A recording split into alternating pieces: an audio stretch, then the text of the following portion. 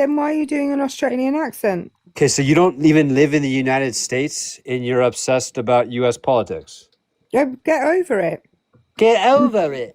Why don't you? I think you need to get over it. I tell you who I think needs to get over it, JJ. Your vice president who went to Hungary a couple of weeks ago and told them who to vote for.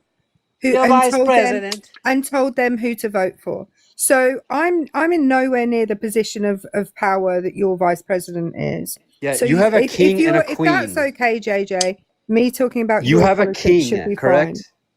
You have a king? Yeah, he's in your country right now, king. JJ. I have a king. He's in your country right now, He's in JJ. your country now, our king. And Donald Trump's bowing to him. So JJ, you don't have an argument then.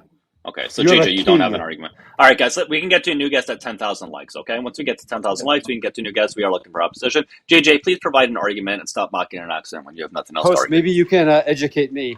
What is LGBTQIA? Google's a friend. You don't actually care. If you cared, you would have looked it up on your own. See, that's the problem. Is you guys have gone off the rails with this. The problem is what? That you don't know how to use Google. LGBTQIA. You're reading the letters as if you've never read the letters in your life. Is what this does your first time reading stand letters? For? Just tell me what the IA stands for. Google's your best friend. Tell me what the IA stands for. What are your pronouns? It stands for Google it. What are your pronouns? Google it. I don't want to misgender you. What are your pronouns, sir? Okay.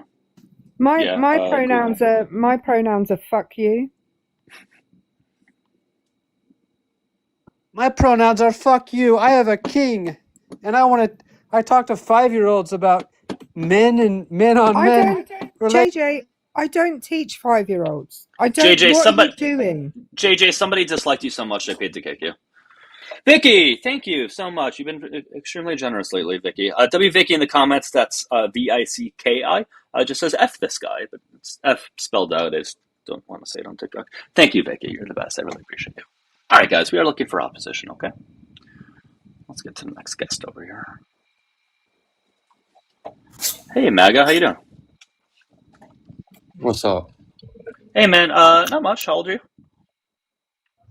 45. Cool. What's on your mind? I don't believe we hate the LGBT community. I just think you should be respectful and keep it away from children, just like drug addicts do. Keep what away from children? Gay. Gay what? Gay what? Everything about it. So, like, if somebody's gay, they can't be around a kid? Yeah, much like if someone's a meth head, we don't want them around kids either. Okay, do you mind telling me how that's comparable? It's both adult situations that adults do that do not reproduce children. We're not talking about that. Need to learn about it. So I'm not saying that. So you're saying if somebody is just gay, they can't be around a kid at all. Well, I don't care if they're around a kid. Just don't be doing it in front of children. Just like I don't doing care what? I don't doing care what if in front of I don't care if children? a Wait, drug doing addict is what? around me as long Doing as what? they're not And stop comparing them to drug addicts, please. Doing what? I'm not going to. Doing what in front of children? Being gay. What do you mean by being gay? What do you mean? Just like addicts, don't be stop around kids. Stop using that comparison. If you use that again, I'm going to kick you. I'm not going to stop using their fucking then comparison goodbye because it's what it is. I'm not going to allow you to number one compare being gay to being a schmug addict. I'm not going to let you villainize people who are drug addicts either. We don't need to have more negative connotation associated with that as already is. You guys wonder why those things don't get better, yet you guys have such a negative outlook towards those things, which isn't really helping that situation now, is it? If you want schmug addicts to get better, maybe you should focus on having more positive language in relation to them. Hey, Kath, how you doing? Hey, hi there. So I'll just make everybody mad. But when I grew up, hold on, Kath. I'm just looking for opposition though, like people that voted for Trump. Did you happen to vote for him? No, I didn't. Okay, Kath. Let me get hon. to the next. No, you're okay. You didn't know I didn't bring it up, but yeah, let me bring you back to the comments, guys. I am just looking for opposition. Okay, people that disagree with the prompt. Okay.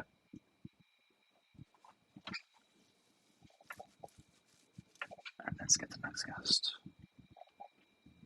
All right. Yeah, so you heard that, people. Just stop being yourselves when there are children around. If you could just change your entire being and personality when there's children around. Why don't people have to stop being hetero when there's children around? Why is that?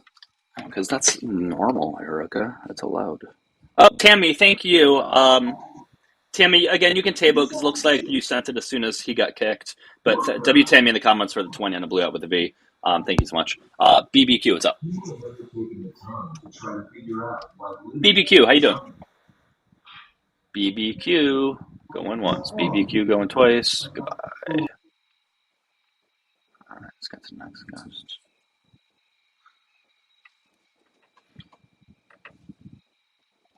All right, he's not there. JJ, I don't know why you want to come back up. JJ, you can come back up so long as you don't keep using that analogy or comparing it to people who use substances. Hello, Johnny. How you doing? I'm Valid. What's up? Not much, man. What's going on? Yeah, I'm not really a fan of your community. Okay. What don't you like about them? Particularly the T. Okay. How do they affect you? It's just the concept is very questionable, and anyone could just identify as being a T and get away with a lot of BS. Get away with what? Like right now, if I wanted to, I could go to a changing room for women and be like, yeah, I'm a woman. Yeah, I got a beard. Yeah, I got a mustache. All right. But I'm a woman. I'm just like y'all. And what can y'all do? Okay. You can't even say no. You can't. No. Cool. And tell me what's the harm there?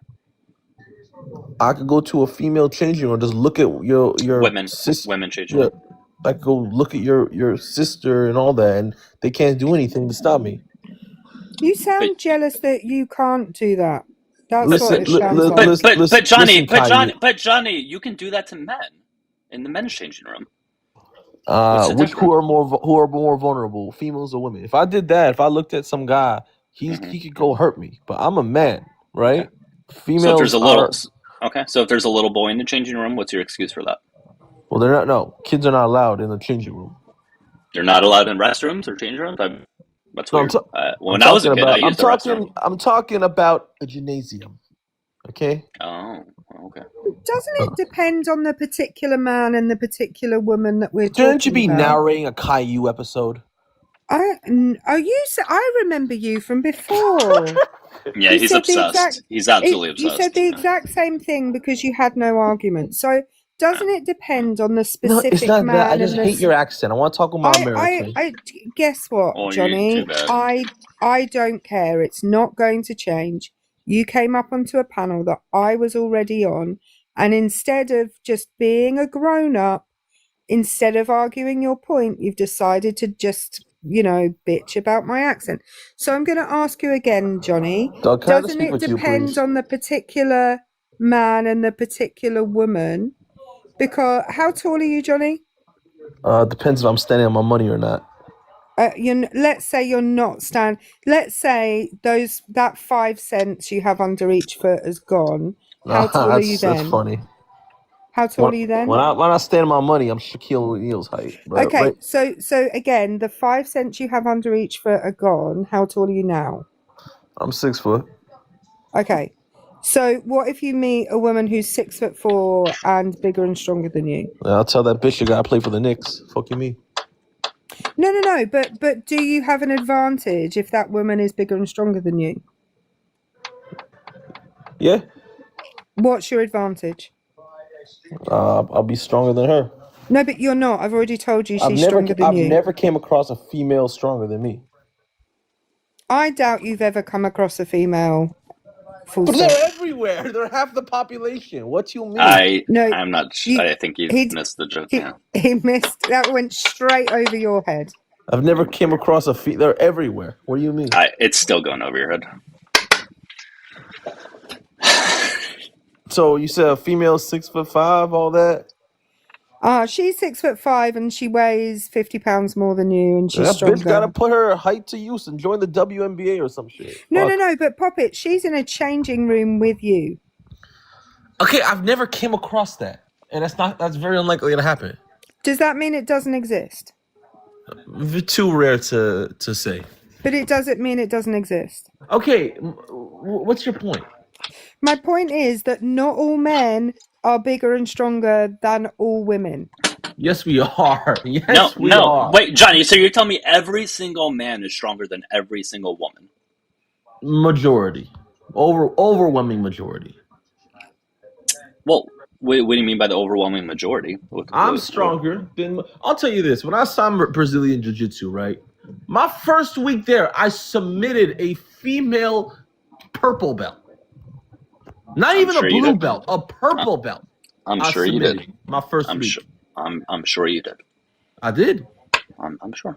We're all because I'm just bigger. We're all very proud of you.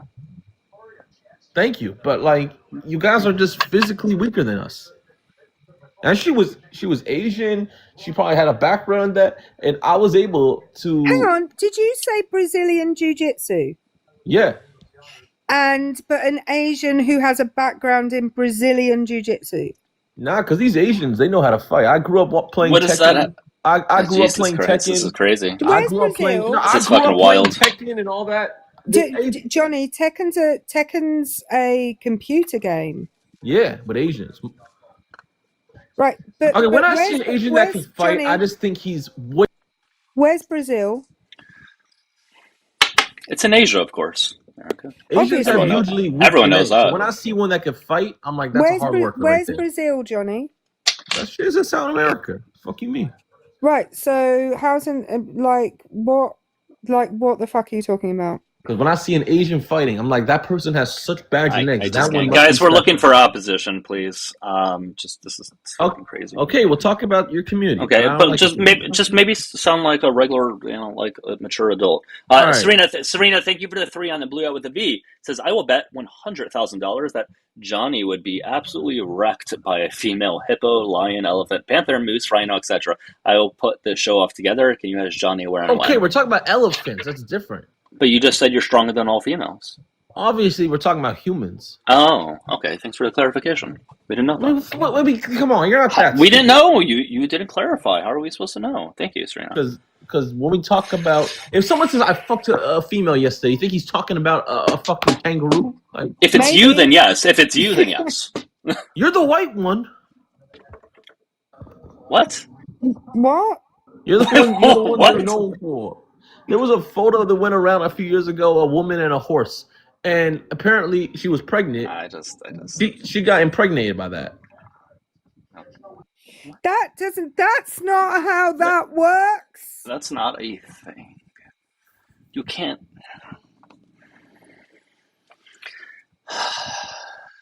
You need to take sex ed again. This is why sex ed is needed, guys. This is why sex ed is needed. I'd settle for any ed. Like any ed whatsoever. Johnny, man. He's out of order. Yeah. We are just looking for opposition, by the way. Are you ops, Denzel? Well, I just joined your live, so I'm just trying to figure out what you guys were talking about. I'm sorry, I didn't just hear you. No, you're okay. I didn't announce it recently. Yeah, I'm just looking for like Trump supporters to speak to, people that voted for Trump or support him, whatever, in relation to the background. So yeah, if you don't fall in that category, let me go ahead and bring you down, okay? Well, I used to like Trump, but I'm not a fan of him no more. Yeah, okay, so you don't currently support him? Okay, well, that's good. I'm happy to hear that. But let me bring you back down to the comments then. So I do appreciate you coming up and take care. Hey, guys, I am just looking for opposition, okay? So if you just join live and you request to come up and you're friendly, well, I do appreciate it. Please drop looking for ops. Can I just need to say this. DMT and THC, whoever you are, you said, are Asians only supposed to do karate? Like, what the fuck was that comment? No. If you were actually listening, the guest said that because someone was Asian, they had a predisposition to doing well at a Brazilian, what's it called? Martial art. Brazilian Jiu-jitsu. Yeah, a Brazilian martial art. So my question to him was, how is somebody Asian? How do they have no, he said Brazilian jiu-jitsu, specifically Brazilian. I said, how do they have a predisposition towards being good at that? Because they're Asian. So actually, he was being racist not me. Thank you. Hey, Midnight. How you doing? I'm doing okay. How are y'all? I'm great. I'm great. Thanks for asking. I am just looking for opposition. Did you vote for Trump or currently support him or anything like that? Yes, I did. Okay, cool. And I just need to know your age, please, for TikTok terms of service. I'm 40. Thank you. All right. What's on your mind? Well, I just listening to that other gentleman. I kind of use that term loosely. It was a little frustrating just because while we might have voted on the same side of things, that was frustrating. So please do not let that be a representation of all of us. Listen, I don't know you. I'm not going to put somebody else of how they are. I'm not going to put it upon you necessarily. But I will ask, though, what are your views of the LGBT plus community, given that you did vote for Trump? My views are I have absolutely no issue with people within that community. My only thing is when it comes across or feels like things are being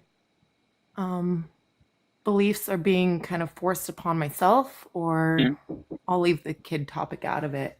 Well, that's a topic we can have, or a conversation we have. That's fine, but we can get to the first part you mentioned, that it's being like forced upon you. What do you mean by that? Because I do hear that said somewhat frequently, and I'm just curious as to like what that means. What does that look like? Yeah, so I'll use well, I've had work experience with it too, but also just in personal interactions with people. Pronouns being an example. I do not use pronouns other than to, identify a person as the gender in which they were born with. However, and I've had people get upset because I have unintentionally used the wrong pronoun. And some of them are nice about it, and hey, these are the pronouns that I use. Other people, not so much. Okay. And like in my workplace, the stance that I took, or what I ended up doing, was instead of utilizing a pronoun that was different than the gender in which they were born, I'll just use their first name. Okay. Because that way, it's a way of respecting them. I got you. My own beliefs. Yeah, and but I've had people just get upset with it. So, but it sounds like nothing that you mentioned is necessarily being forced. It sounds like people are just asking just to kind of be referred to a certain way, which I think is just kind of like a baseline level of respect. I think that's all that's being asked. But how's it being forced though? Like what's the punishment or what's the consequence if you don't refer to them as the pronouns they want? When people do not have those conversations respectfully, when they get upset with it, when they accuse me of being homophobic or that I hate them or this, that, and the other, it's like that's not what I'm saying at all. It's not with everybody, but there are many. That's happened in the workplace? Not towards me in the workplace. I've seen it towards customers. It happened in the workplace, but I've had it happen out in public where I've used a different pronoun and it's been from 0 to 60. And I'm not saying that that's everybody by all means, but it's happened enough that it's just like, okay, come on, people. Just because I disagree. Listen, I get what you're saying. So listen, I've spoken with many, many transgender individuals over the years, especially since I do topics like this. I don't think, and I'm not saying you're lying or anything like that, but I don't think I've ever came across any singular one that got angry at me for accidentally using an incorrect pronoun if it was done in good faith. Typically, I only ever see them getting upset, and rightfully so, is when it's done in bad faith, where someone comes up and says, "Oh, hey, dude," knowing they're a trans woman and purposely trying to get a reaction out of them. I don't typically have ever seen it where it's in good faith, accidental. Usually it's just a polite, hey, I like to be referred to as this or that or whatever. Okay, cool. I'll do that. But if on the off chance, someone does happen to get angry, maybe they had a bad day, maybe they had a bad week, a bad month, and they are used to people talking very negatively towards them. And I think it's important to keep that in mind, that they are very, very often ridiculed and criticized and demeaned upon and things like that. And so sometimes they may be a little quick to react that way, in that they're used to somebody purposely misgendering them. So I wouldn't necessarily take it personally if that happens to occur. Well, and I try to take into consideration, hey, I have bad days and I get upset about things as well. There have been, usually it's, I wouldn't say usually, but there have been times where it's, if they have mentioned something nicely initially, and I've said, well, I would prefer to just use your first name, then hang that on though. can get a bad response. But most of the time, hang on a second though. Like, I'm a miss, right? And sometimes the kids I teach call me Mrs. by mistake.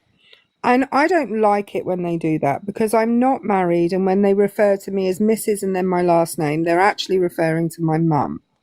I don't like that, and so I correct them on it, that I'm actually a miss. That means I'm not married. When you say Mrs. and then my last name, you're talking about my mum, right? I don't... and if they continually do it, it begins to get annoying. The same as when people continually, I have quite, in this country, Erica's quite an unusual first name.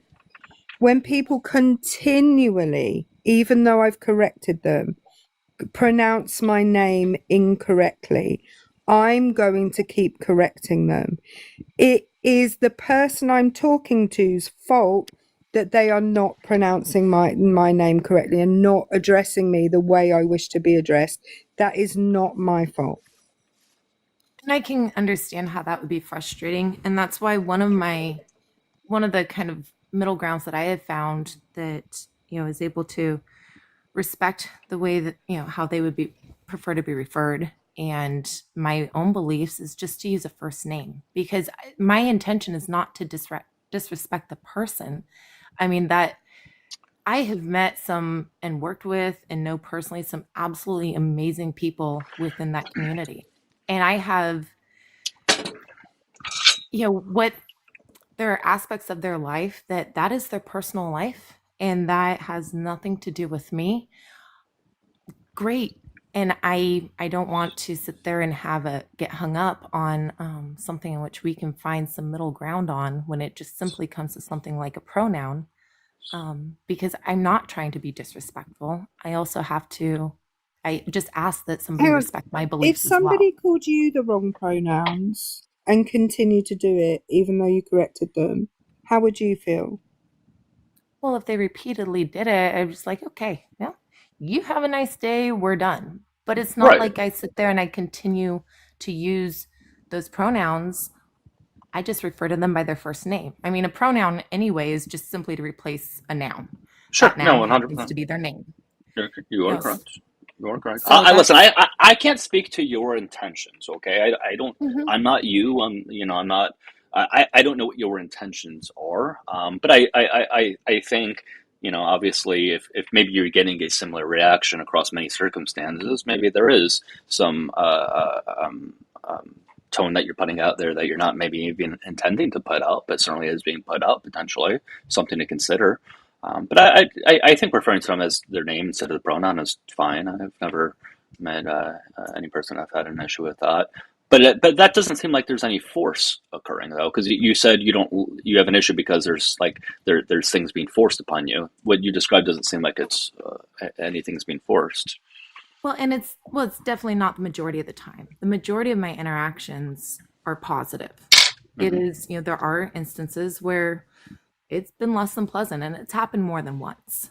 It's happened quite a few times, but I would still say that pales in comparison to the number of positive interactions that I have had with people. Okay, but we have negative reactions with all sorts of people. Oh yeah, absolutely. Whether you're straight, you're white, you're Hispanic, whatever, right? But like, what does their gender have to do with it? I suppose the question is.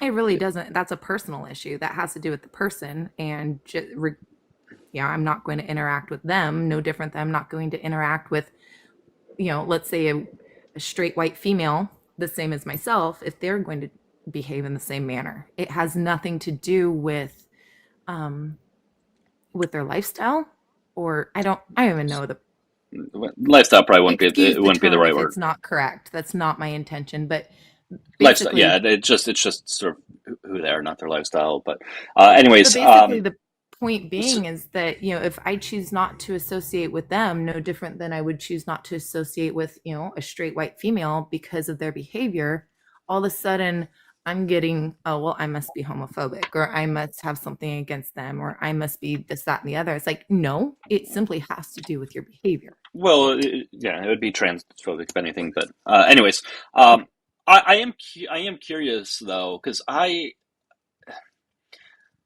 don't like have this many interactions, like at least outside of here. I like knowingly have many interactions with transgender individuals to the point where this is like a reoccurring thing. Like I would say on a daily basis or monthly or yearly basis, I couldn't really tell you how few times I speak with a transgender individual knowingly to the point where these issues come up. So why is it happening so much, I guess is my question. So the area in which I live, it's a decent demographic. Mm-hmm. So I'm over on the West Coast. I won't go into too much detail or specifics regarding that, but it's a frequent. So just alone in my workplace, we had out of about 140, 150 employees, there were at least 10 that were in the process of transitioning, or they weren't.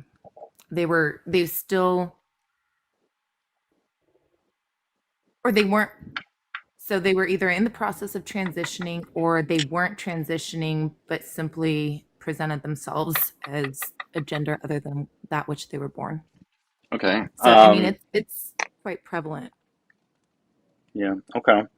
10's really not that much. It's a relatively small amount of people. Well, when you're looking at the percentage of people in a workplace of about 140, that's almost 10% of them, and that's people that you're interacting with on a daily basis, and that's not even including all the customers. Well, given that, shouldn't one last thing? Given that, shouldn't it be somewhat easy if there's only a few of them? Shouldn't it be somewhat easy to know which ones like to be referred to as what pronouns? Like, shouldn't you have kind of picked up on that relatively frequently? Oh, absolutely. Or relatively early? People that I interact with on a regular basis, yes.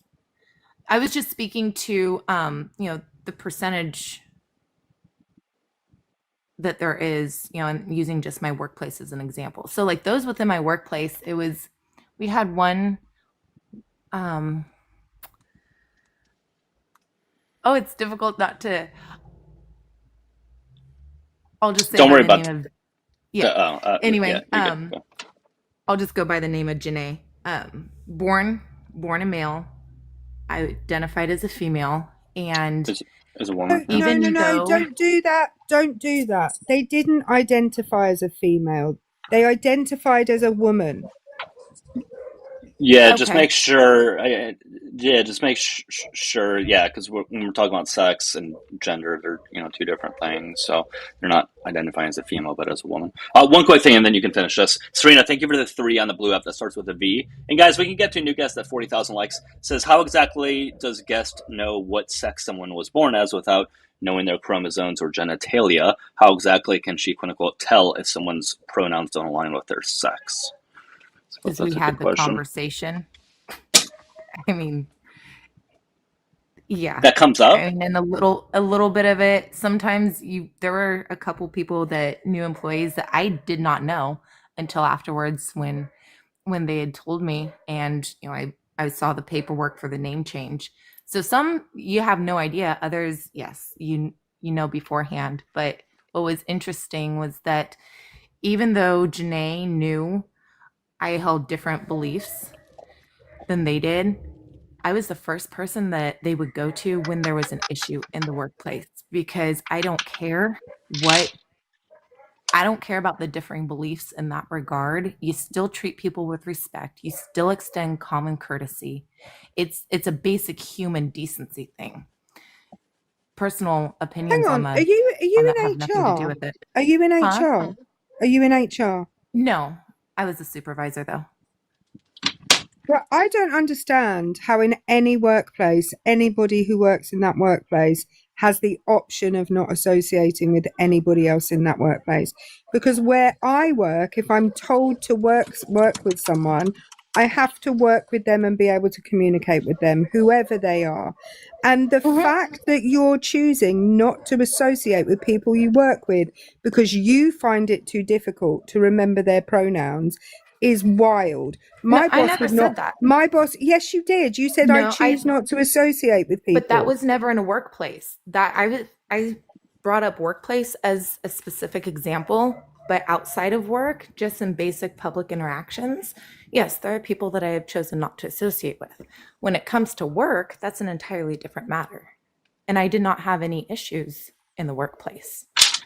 I do got news for you. Somebody did pay to kick you, so I'm going to go ahead and bring it down. David, thank you for the 20 on the blue out with the V. It says, is this woman seriously trying to play the victim card right now? Has she witnessed the overwhelming amount of hatred being unfairly directed at transgender people every freaking day? Give me a break. David, thank you so much. I appreciate that. David in the comments. Thank you. That was more about how she felt that she'd seen a trans person being, and I'm going to use speech marks, mean, rather than how the trans person felt about being misgendered. So it was all about her feelings about the reaction of somebody to something bad happening. Yeah, and I also have a hard time believing that that it occurred to her that many times, like where she's gotten these like negative, she called them negative reactions or whatever. Like, sure, one time, okay, maybe against somebody who's having a bad day or whatever. But if multiple times you get in this negative reaction, I mean, there could be a common denominator there. You know, that could be something of the way that she's portraying it that she didn't explain here properly. Yeah.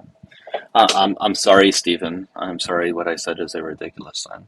But yeah, generally speaking, if you're getting a similar reaction over a period of time, it may be good to look inward. I'm not saying I don't know her. I don't know her. I'm not with her during these interactions, so I can't say. All I'm saying is, generally speaking, not even with this topic, if something similar is happening to you across a period of time, and you're constantly blaming others, it may be a good idea to look inwards. That's all I'm trying to say. It's just a suggestion. Let's get to the next one. We are looking for ops, guys. Because before we speak to Kevin, can I just say this as well? We tend not to use somebody's pronouns to their faces ever anyway. If I'm talking to Doug, I never say he or him, because I say this. I talk to him in the second person pronoun, you. Yeah. Not the third person pronoun, he or him. So that's silliness anyway, because if I'm talking directly to someone rather than about them, I'm using the pronoun you. Yeah, they only seem to come up in a group conversation, or if you're talking about someone, and they're not there, or, whatever the case might be. But yeah, like, these don't come up nearly as frequently as they like to make it out to being. Like, it happens very infrequently, actually. But anyways, Kevin, how you doing? I'm doing okay. How are you doing? I'm doing great, Kevin. I just need to know your age, please, for TikTok terms of service. Say that again. Just for TikTok terms of service, I need to know your age, please. Let's call me at least 45. That's okay. I just need to make sure above 18. Anyways, what's on your mind? I am just looking for people who are in opposition. So what's up? I guess I'd ask for you to give reasons on why you believe that MAGA, or whatever MAGA is, hates the LGBTQIA community, because I just don't see it, I guess. I don't know if I'd consider myself part of the MAGA community, but probably have some siblings that would consider me in that location, even though I self-identify that way, but I'm okay with them identifying me that way. I guess I've seen your content come up multiple times, have a mad respect for you all. I guess I just want to ask that question is, could you give some examples of why you believe that MAGA hates the community? Yeah, I think in many circumstances, maybe people's intentions may not even necessarily be that of hatred, but like that would be the impact of it. And I'm gonna make like a comparison. I know these are different situations. I know these are different things. So I'm not saying these are the exact same thing. But for example, if we're looking back at 1930s Germany, right, the Germans' views at that time on Jewish people or other marginalized communities was very harmful towards those communities, at the very least, right? They didn't believe they were being hateful, right? They thought they were actually being helpful in trying to improve society, in doing and saying the things that they said about those marginalized groups, right? They didn't believe it to be hateful, though. So what I'm trying to say is you can still be hateful or harmful towards people without that being your intentions. Does that make sense? And again, I'm aware there aren't concentration camps here, etc. I'm just trying to make an analogy. Does that make sense? No, I think I track your line of thinking on that, and I guess as a pretty conservative Christian who has family members that are, or a family member in the trans community that's going through that. That's not a proper way to say it, but it'd probably be more proper for me to say that I'm working through it. Ultimately, I would say that I come from a great place of love when it comes to all people within that group. I might have my viewpoints, I might have this or that, but ultimately hate doesn't come into my heart at all. And most people I interact with, that's not that, and that's really why I requested, because while before MAGA, before different political entities, I believe there are people that certainly have hate in their heart. But I think it's a farce to throw that on a community as a monolith, if that makes sense. You said, if anything, you're trying to work through things in relation to that. What can you elaborate on that? Like, what is it that you feel that you would be trying to work through? I want to keep that so I'll try to generally put that. I mean, you don't have to give specifics about this. It is ultimately with a niece or nephew that you've known for 20-something years that comes in and says, hey, this is who I believe I am. Okay. Have a genuine conversation, not looking to change anything, but just simply saying, hey, when it comes down to it, at the end of the day, I love you, and I'm going to always love you because you're my niece or nephew. And, that might not track. It might, it may be a little bit more difficult for me, but ultimately I see that as an act of love, not as an act of hate. Hang on, though. I don't think that something that was even 10, 15 years ago out in the public, like to assign hate to, and I don't mean that personally, but just to go like to a community to go, I don't see it any different than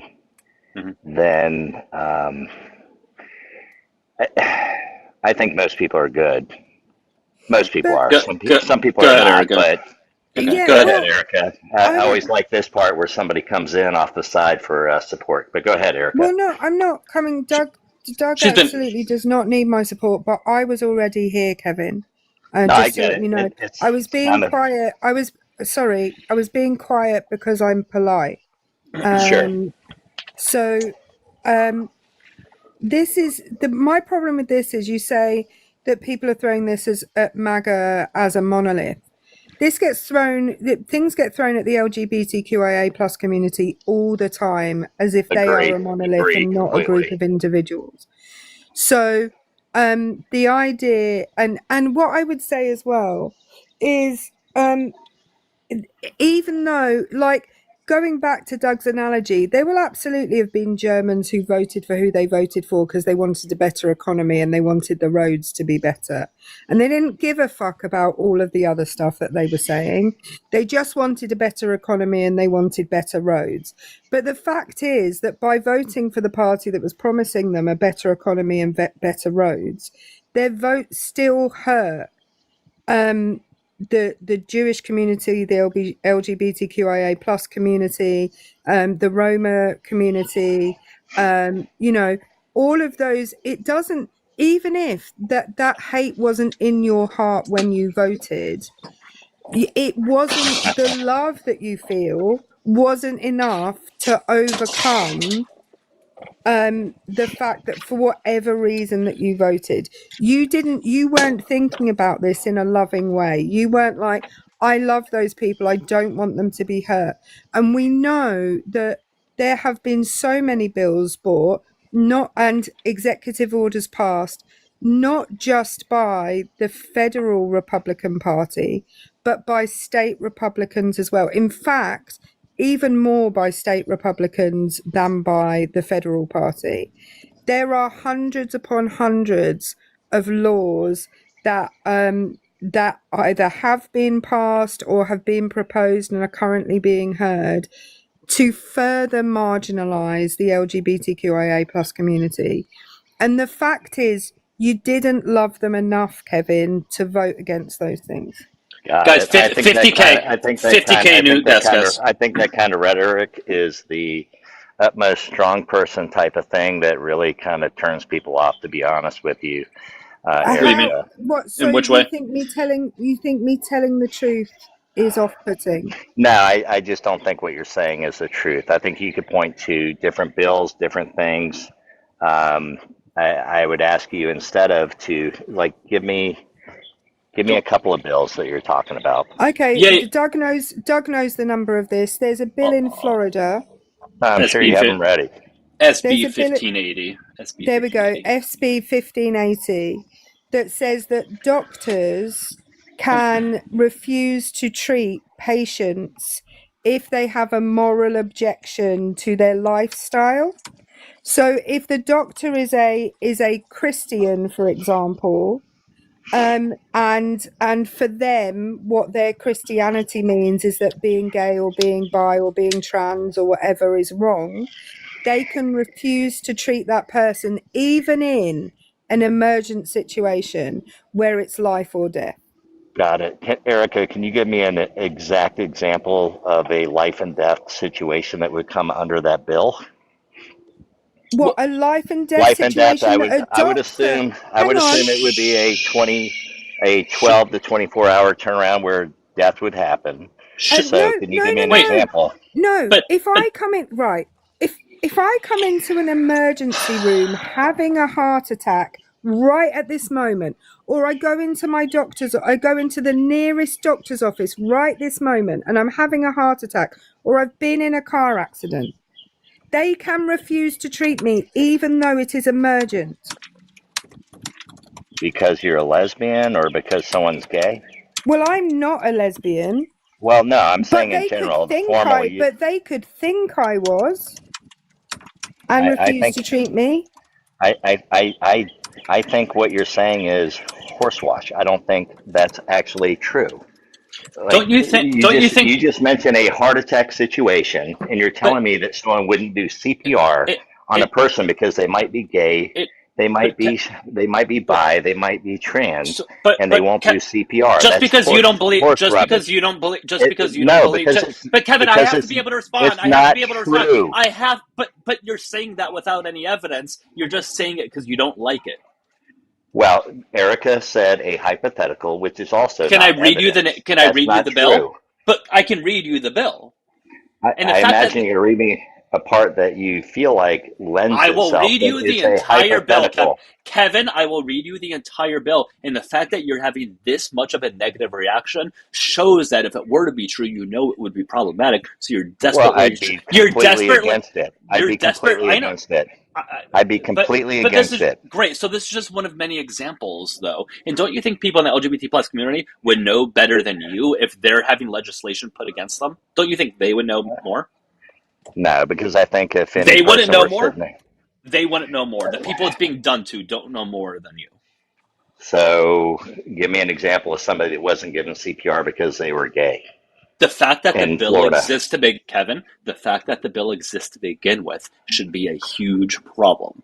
I find what you guys do is hateful every night, to be honest with you, because it's ridiculous. If you think someone's not going to give, what country, Erica? What country are you in? Why does that matter, Kevin? It matters because you are trying to act like you're a professional person that knows inherently what's going on in Florida, and I don't think you actually live in the United States. Well, I can just read it to you. It's like, but I live in Florida, and I don't live in Florida either. But you don't have to Doug live in does. Florida. Kevin, the great thing about the year 2026 is we have this cool thing called the internet where you don't need to be somewhere to know about a thing that occurs. Right? Like, I don't need to be in Iran to know that there's a war happening there. Like, we have this cool thing called the internet. Anyways, let me read the bill real quickly. So it's called Protections of Medical Conscientious. So providing that healthcare providers and healthcare payers have the right to opt out of participation in or payment of certain healthcare services on the basis of these conscience-based objections, providing requirements for a healthcare provider's notice and documentation of such objection, so they have to document it, providing whistleblower protections for healthcare providers and healthcare payers that take certain actions or disclose certain information relating to the reporting of certain violations, prohibiting boards or Department of Health if there's no board, et cetera, et cetera. So it is based on their conscience-based objections that they can deny healthcare. So then the first sentence. No, that makes sense. Do I get a chance now? Yeah, you can respond. So thank you for reading that.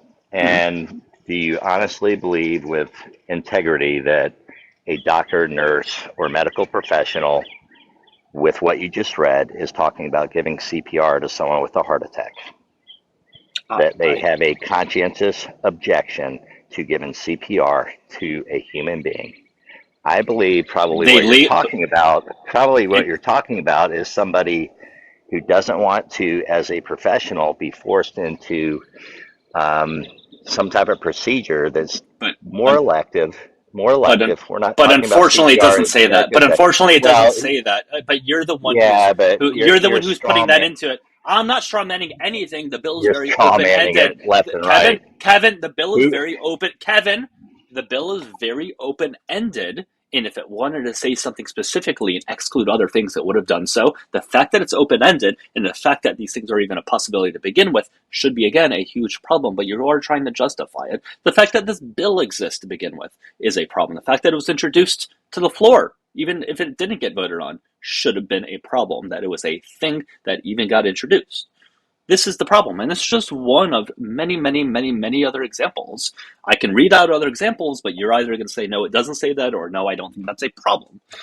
So it's kind of hard to have this conversation. Like, for example, another one in Florida from a couple of years ago, this bill SB 254 criminalizes gender-affirming care for minors with felony charges and allows for Florida courts to take temporary custody from parents who support their child receiving such care, even though we know it is an approved medical service for relieving depression, anxiety, and self-unaliving rates.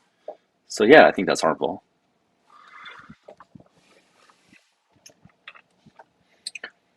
I wanted to point out as well, doctors that perform surgeries for transgender people, particularly kind of bottom surgery, no one's going to try and force you to do that against your will. You have to train to do it. You have to want to train to do it. And the same doctors tend to perform those kinds of surgeries over and over and over again. You're not getting a random like family doctor and they're trying to force you to do a surgery on somebody.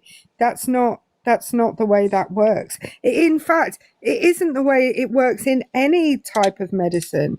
If you want a specific surgery, you go to someone who specializes in that kind of surgery. Guys, 50,000 likes, we can get to a new guest, okay? We are looking for opposition. Kevin, you are on mute. I don't know if you know you are. But yeah, you're on mute. Just go ahead and unmute yourself if you can, please. Or somebody can invite him to unmute. Kevin, you got to hit the mic button. Oh, I just invited him to unmute when he unmuted, I think. So I muted him again. That always happens. That always happens. There you go. So, Erica, based on what you said, there are professionals that study and choose to learn the procedure, correct? Uh-huh. Okay. Could it be possible that there are professionals that studied and learned that procedure who might not want to perform the procedure on an adolescent minor?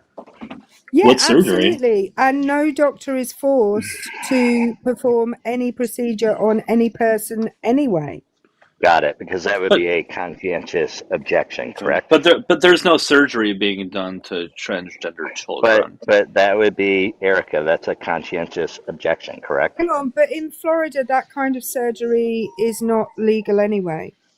But I'm going down the path of a conscientious No. But if objection. it's not legal anyway for trans youth to, as Doug already pointed out, if it's already the case that in Florida trans youth can't have gender-affirming care, then no doctor is going to be required to do that, and thus the next bill that they passed after the bill that Doug was talking about, wouldn't it be a pointless bill to pass?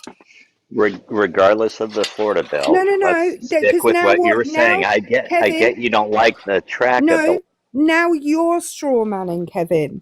You are now presenting a straw man argument, because if something is already illegal,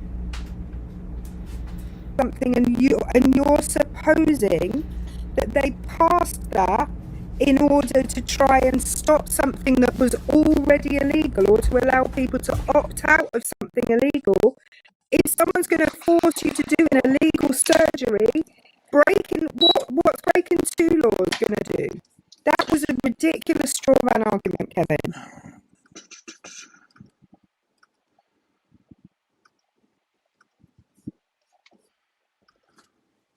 Honestly, the gall of these people to try and say that we're straw manning when actually they're straw manning is crazy. It is wild projection. Guys, remember, 50,000 likes, we're going to get to a new guest, okay? So we're almost there if you guys want to type a little bit quicker. And by the way, surgeons are never forced to perform an elective surgery, ever, on anybody. In fact, with private healthcare, surgeons more or less get to pick and choose the cases they take. So no, that was not a good argument to make, Kevin. Hey, if you guys can send in the heart me there at the top left on TikTok, that'd be great. If you're watching on the tube, welcome. If you guys can hit the subscribe button and like the live, I would greatly appreciate it as well. And again, guys, we're looking for ops, okay? Oh, Tammy, thank you. Tammy wants to use one of her tabled kicks, and I will gladly use it. Thank you, Tammy. I appreciate you. W, Tammy. Well, you guys don't have to tap any. Well, you still have to tap, but not for that guest. Let's get to the next one. Remember, we're just looking for opposition, guys. If you're in disagreement, you can come on. Of course, we can have somebody we're talking specifically about somebody within the community and you're part of that community, you can come up for that conversation, of course. But beyond that, no friendlies, please. Hello. What's up, man? Not much. I just need to know your age, please, for TikTok TOS. 31. Cool. And is my air conditioning too loud? No, it sounds fine. Okay, because my mic is steadily going on and I'm not even talking, so I was just asking. No, I appreciate that. So what's on your mind? Oh, no, not much. I just don't, I don't hate the LGBTQIA community at all. I am a op, but I just wanted to ask your take on what could we do as a human race to, get along better with, everybody, like just get along and just, people not hate on each other. I mean, I don't hate anybody. I'm in a chess club. My favorite guy to play chess is actually against Doug. That's his name. Doug is his actual name. I play chess with him at Texas Roadhouse every Friday, and he's gay. And I love playing chess with him. And me and him, we drink coffee. We have a good time together. And I don't hate him. And so I'm asking you, how can we figure out these solutions so that, people, I would say this, people are going to vote for their belief systems, and that's just how it is. There's really no change in that. It's always been split right down the middle. and what if some of it's those belief systems are harmful towards certain groups of people, despite that maybe not being your intentions in voting for said person? What would we do in that situation? Oh, I'm sorry. Say that again. I'm sorry. What would we do in that situation in where you may be voting for someone who is harmful towards groups of people, despite that maybe not being your specific intentions? Actually, I voted for Obama twice, and so no, I mean I just. But that's vote for the great. right But person. I In my understand that's opinion, great. I But Obama was 10 years yeah. ago at this point. Yeah, That we're talking I know about that, but current. I just vote for. I just did not like the person for certain reasons why the running mate. I just But didn't think that. that was Hang my on. point. I know, but that was Hang my on. point, though. That Yeah, and despite your this, intentions, you're still harming people. Did you say you're 30? Did you say you're 31? huh? You Did you you're say you're 31? 31? Yes, I'm 31. Then you I mean, didn't let me vote for rephrase Obama that. twice. You could have only Let me. voted for Obama in 2012.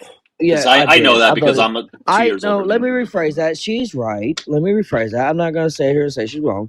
I was rooting for Obama the first go around. The second time, I did vote for him. Okay. So I mean, I did vote for him twice. She's right.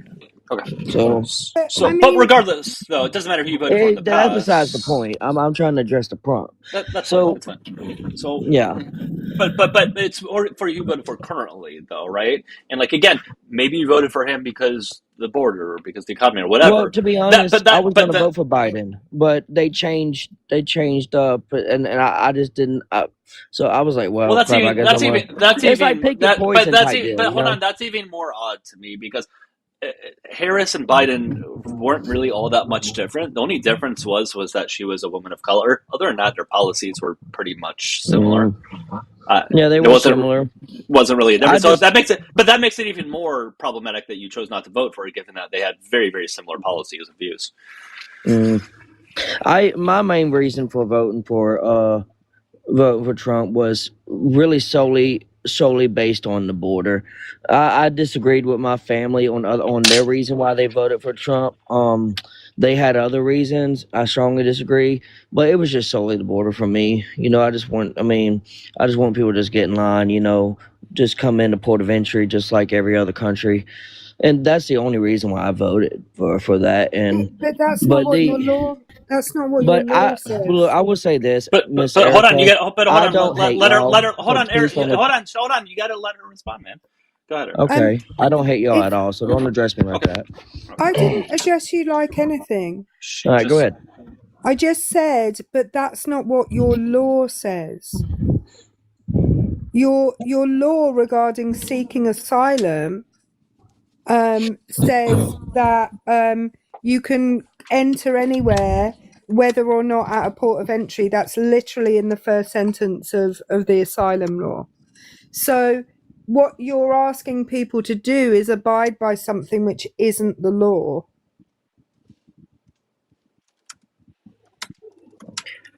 Well, I disagree with the law. I will say that. I personally think that you should go to the port of entry. What you're saying may be true, and that it may be the law, but I just personally think that it should be, the law should change. I mean, laws change every day. Okay, yeah. So why hasn't Donald Trump attempted to amend that law then? I thought we were talking about the. Personally, I'm not a fan of Trump or Kamala. But you said. So it's more along the line, pick your poison. I mean, I personally think that I kind of wish that the MAGA. I'm not MAGA, so don't put me in MAGA. I mean, I'm not a fan of MAGA at all, so don't put me there. The thing about it is it more along the line, pick your poison. Yeah, I mean, it's more along the line, pick your poison. So to speak, I mean, I can't stand people who say, well, I'm not going to vote this year. I was like, well, you got to vote, dude. I mean, you cannot just not vote.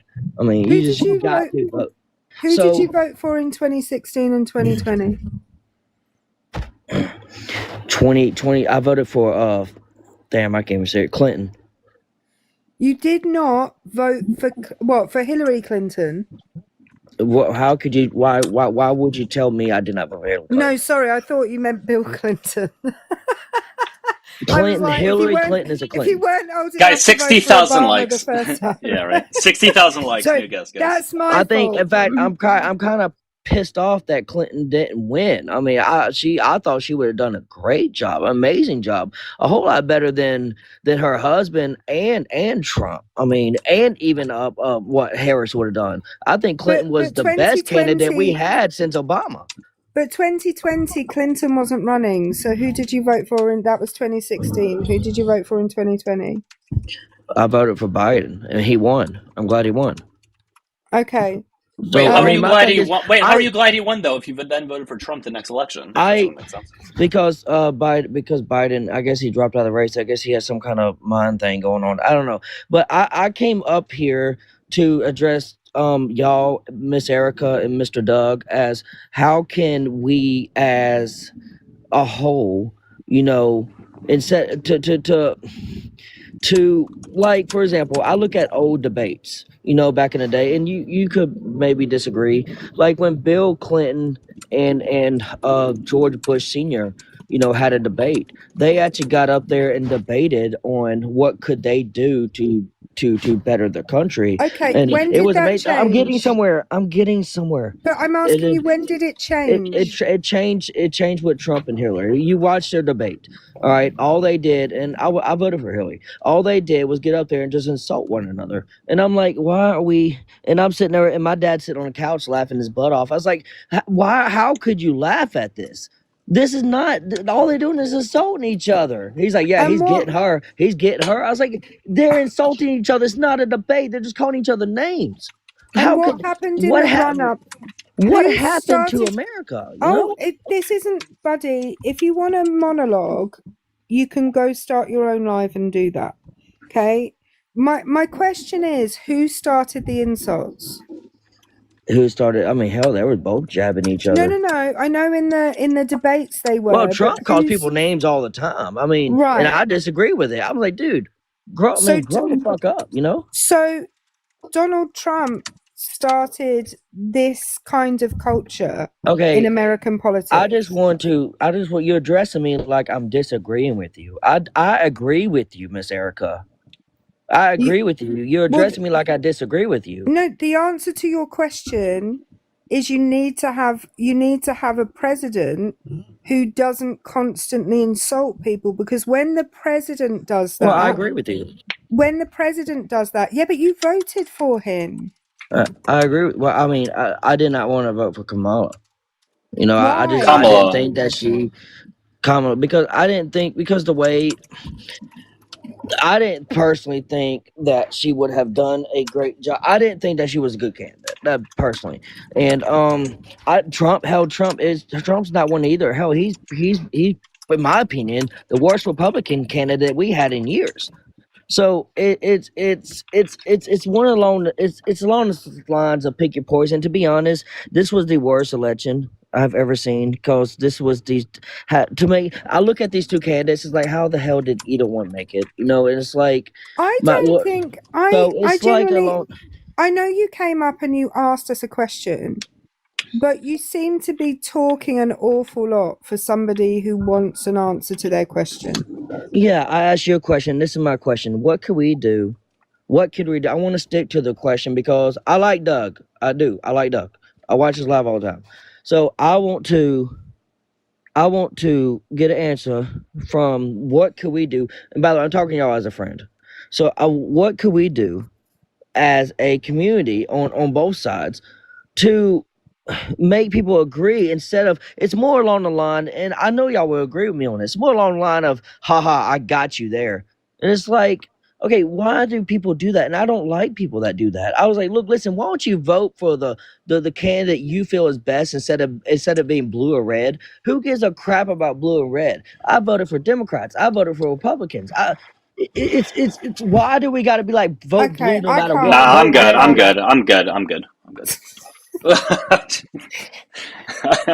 I just feel like he needed somebody to talk to. Listen, it's fine. You can do what you were doing, but you need to go start your own live and do it there. And then you'll have people watching you and they'll want to hear what you have to say. What's up, Snitch? How you doing? Ooh, do you mean a request? We'll take that as a no. All right, I'll bring it on. Good seeing you, though. I left you a message, by the way. Do you think he was going for the Guinness World Record of how long one person could speak in a row without taking a breath? Hello. It seems like it. Hey, guys, we're looking for opposition. Hey, Rosie, how you doing? Hi.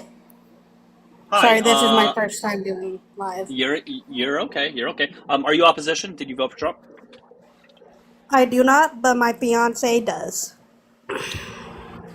Okay, so you're speaking on his behalf, or I'm just trying to figure shit out. My manners.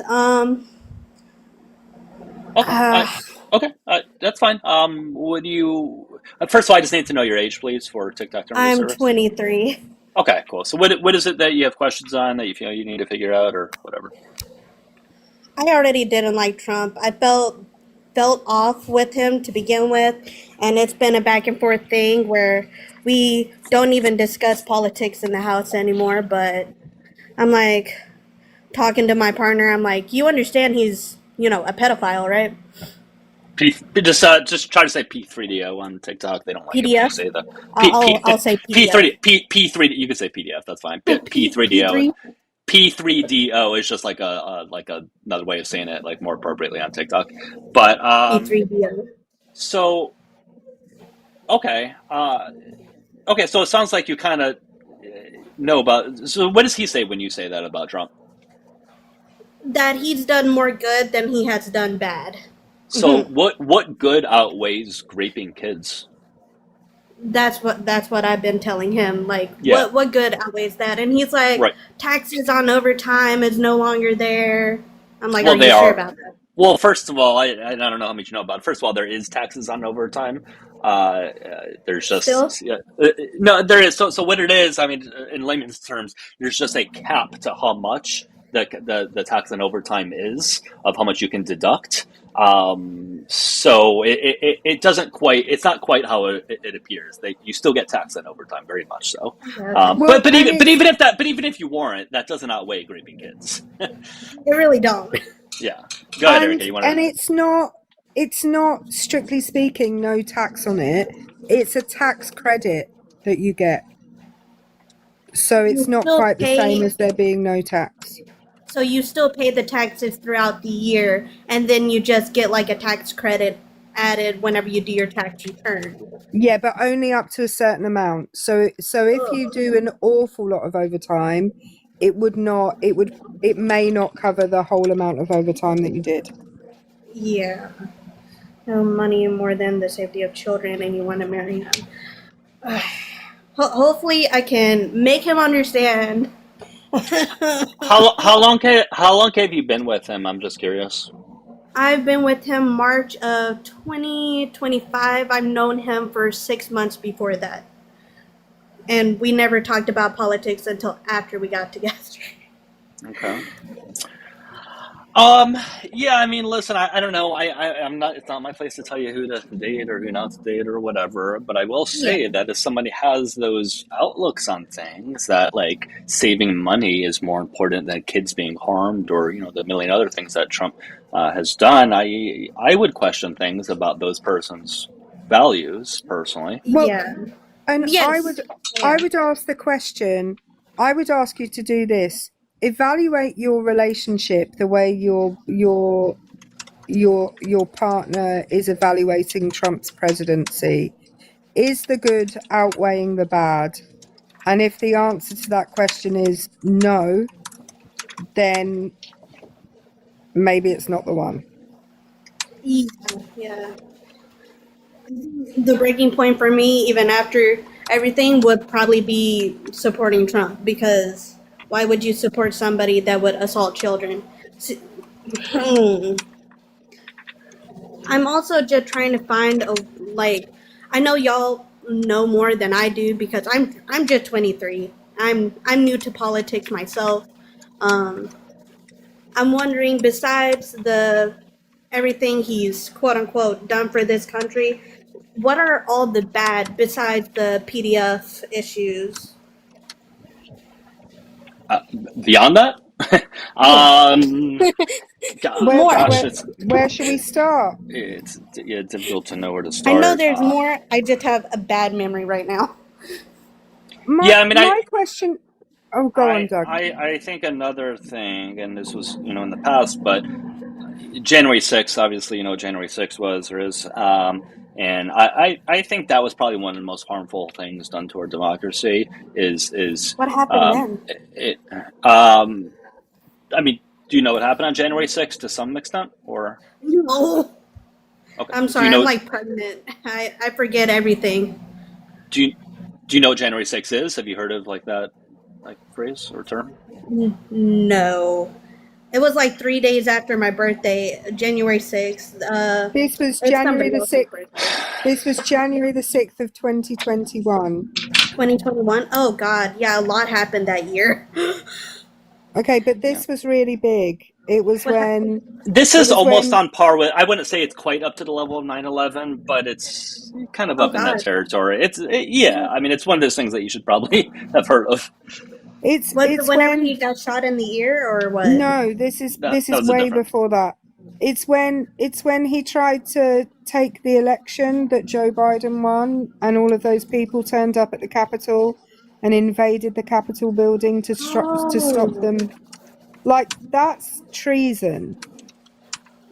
I remember that. I just forgot the date entirely when it was completely raided. Oh my God.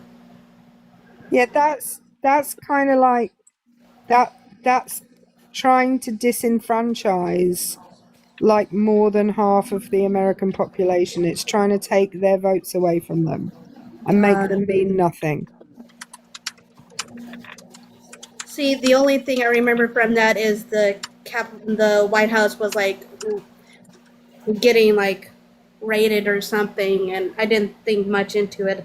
It was the Capitol building, not the White House. Oh shoot! So two different places. My bad. Yeah, it's where the Senate and Congress sit, and they were basically counting the state, verifying the states' votes, and Donald Trump wanted Mike Pence to basically discount some of the votes so he didn't lose when he had in fact lost. Oh my God. So it would just, besides Trump leading them to do that, it's also him trying to just take away votes from everybody. Oh God. Okay. Well, there's something I know now that I did not know before. Yeah, so I mean, those are a few examples, but yeah. Anything else? Serena, sorry, I just saw your Venmo. I apologize. I meant to read it sooner. So W. Serena says, guest needs to do some self-reflection as to why, and this was from the previous guest, as to why he refers to men by their last name consistently, but not women. He has yet to say Harris. That is very interesting. I've heard that before, that they'll say Hillary, they'll say Kamala, but they'll never say the first name of any other president, which is odd, or candidate. Yeah. Anyways, well, so you can let me go now. I can't see Chad anymore, so I'll figure it out. All right, Rosie. Well, let me bring you down, but take care. Hope you have a good rest of your day. For sure. All right, guys, if you're enjoying the live, click the red follow button top left. If you're watching on the tube, click the subscribe button. And if you guys can like the live on either one of them, that'd be great. If you're watching on TikTok, though, you can subscribe to me on the tube. That'd be helpful. All right. And again, guys, we are looking just for opposition, okay? That's true. He called me Miss Erica. That guy who couldn't say Harris. Also, by the way, couldn't say Kamala. He kept pronouncing her name incorrectly, so maybe names just aren't his thing. Par for the course. Can I hear that? At least he didn't call me Miss Eureka, you know? At least he didn't call you that British bitch. Yeah, no, but that charges my battery, Doug. You know it does. That's true. What's that British bitch again? My favourite one was that guy who called me a see you next Tuesday.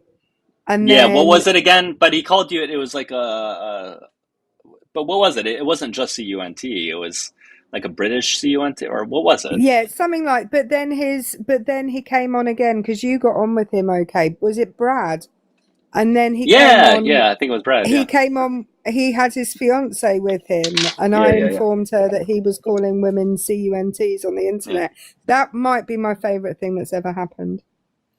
She still married him, though, guys. She still married him. Yeah. He's blocked. I haven't had him up in a long time. He's been blocked. I blocked him because, gosh, what was it? Why did I block him?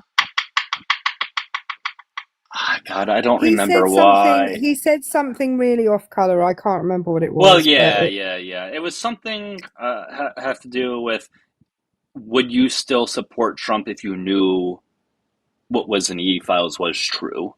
And he said he would, or it was something along those lines. It was a guy. His name was Brad, or is Brad? Yeah, his name was Brad, and his profile picture was a tree. And he lived in Tampa, coincidentally, where I live. He did live in Tampa. You might bump into him one day, Doug. Although you wouldn't know who he was, but he would know who you are. Yeah. So, you know. What was his last name? Because his last name was, I think he had his last name. I don't know what his last name was. I don't know. Anyways, I'm getting a call from the tube. Hold on. Hey, hello? Call from. Are you there? To accept, press 1. Oh. To send a voicemail. Yeah, press 1 to accept. Keep tapping and sharing, guys. Hey, how you doing?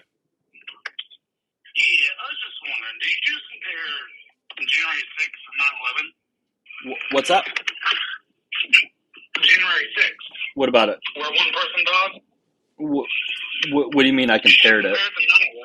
Yeah, I think it's almost like you're probably trying to like purposely misconstrue what I said.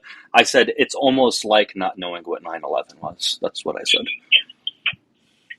That's not what you said. It's almost like 9/11, brother. I didn't say that. I said it's almost like not knowing what 9/11 was. Nope, I will say exactly what I said. Be quiet. I will say it's almost like it was not knowing what 9/11 was. I'll say, although 9/11 was worse, although they both are bad, or they're both on similar levels. That's what I said.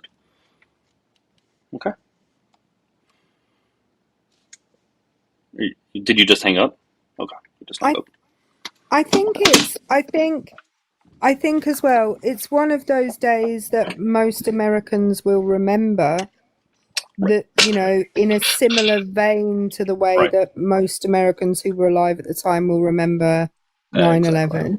They all knew. You guys all knew what I meant. You were just purposely misconstruing it because you guys just want to manufacture outrage, fake outrage. But Doug was in no way comparing like the severity of the two. They're very different things. One had significantly more people being unalived, objectively speaking. No duh.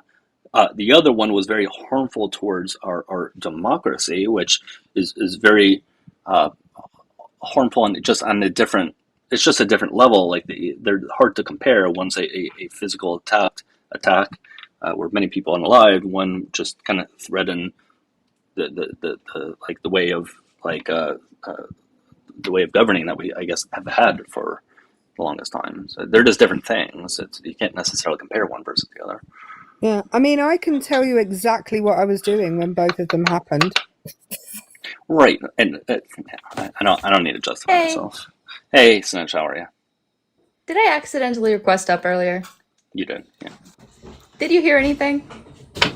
Loud-ish noise, but other than that, nothing bad. Okay, good, because I was being really goofy. Okay. No, you're good. Don't worry. If you were saying or doing something embarrassing, I would have dropped you extremely quickly. I wouldn't want to expose you to that. By the way, I did leave you a message on WhatsApp. I don't know if you heard it, but you're all good. You're all good. No rush. It was just a few things I had to mention that I probably should have mentioned sooner. But How come Doug WhatsApps everyone else back apart from me? Like, what's going on there? It's very different stuff, Erica. Oh, I see. I see. It's different. It's different. Yeah, it's just fitness stuff. But I was saying some pretty embarrassing things in the car because I had just gotten out of work. So I was like, Stacy. Yeah. All right. Yeah. So, John, you can come on again if you disagree with the background prompt. You vote for Trump, whatever the case might be. Please hit the request button at the bottom of the screen. Okay.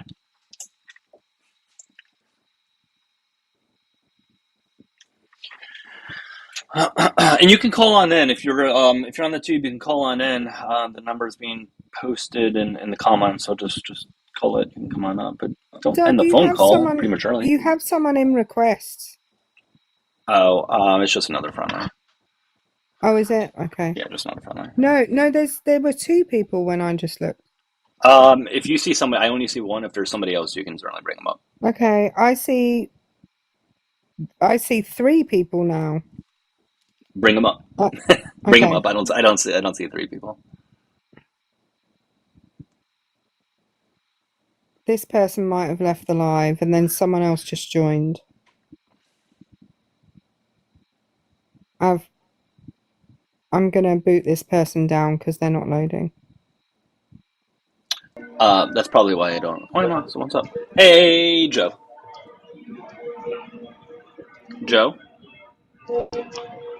Joe going once. Joe going twice. All right, Joe.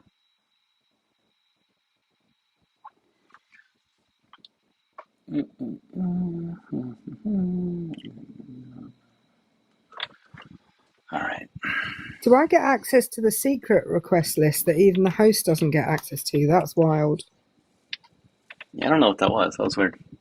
That's Joe TikTok blows. going, what do you mean he doesn't WhatsApp you back? Here's some secret stuff that he can't see. Very rude.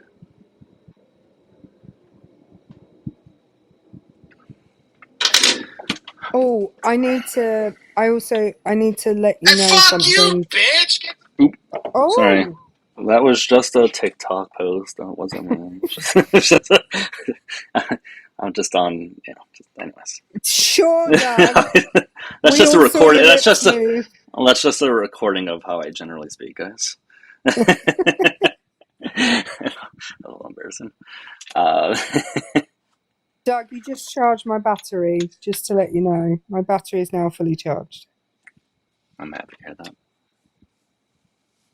I just opened up the TikTok app and it was automatically on the FYP. All right, let's bring up this guest over here. Guys, remember we're looking for ops, okay? Hi, dog. Hello. Please, 5 minutes. From Syria, need help. My family, I please. don't know you. I'm sorry. It's all right. I got that. Don't you worry. Thank you. I'm all over it. Erica, has anyone ever told you that your accent is absolutely beautiful? Never a trumper unless they're trying to be weird. But lots of people. People say it quite a lot. I don't, but this is how everyone from here speaks, so I just don't believe them. I think it's it's just different to the people that everyone hears on a daily basis. So, yeah, I was thinking about that the other day, like to you guys, like it's just like I want to hear what an American accent sounds like to someone who's not American. You know what I mean? Like it just because like to me it's like quote unquote normal. Everything else is different, but to you, yours is normal and everything else is different. And I just want to hear what that perspective would sound like. There are some American accents that I don't believe really exist. You know, when we get the real hick country people who with the like real drawly kind of, I'm like, you have to be a character because that can't be a way that anybody really speaks. David, thank you for the one on the Blue Out with the V. It says, Doug, tell Erica to watch trailer for Over Your Unalived Body. The guy tells his wife, your stupid accent sounds like British mixed with the devil. And I imagine MAGA telling her that and laugh. Erica, you would be surprised. There are, my boyfriend's originally from the South. There are 100% accents that are very strongly Southern that exist out there. But they just sound like sometimes I hear a person will come up and I'll hear them speak and I'm just like, you can't be a real person. That accent is not something that can exist in real life. And I'm sure if you heard some British accents, you would think the exact same thing, you know? I know this. I know you're probably not from this area. Because I'm aware that Europe is very large and the UK is also has a very vast number of accents. But your accent reminds me of like my favorite math teacher from middle school, and she was Welsh. Yeah, I'm not. Welsh people have this long drawl and they kind of speak like that. That's a terrible Welsh accent, but actually North Walian accents and South Wales accents are very different to each other.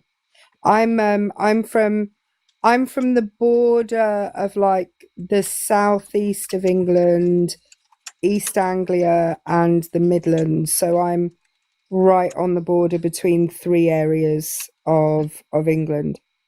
Oh, that's really interesting because she was talking. Sorry, I'm like really good friends with my old math teacher for whatever reason. But she was telling me that her mom was from Anglian? Anglesey? Yeah, her mom was from there. Yeah, so Anglesey is an island off the coast of North Wales. It's very beautiful, that area. North Wales is lovely. Well, actually, all of Wales is quite lovely. That might explain why I kind of recognize the accent a little bit. I think to people who aren't British accents might all sound alike, but if we got a Glaswegian in here versus me, you would absolutely be able to tell that we had completely different accents. But yeah, I'm from the southern half of England. I'm literally in the middle, really.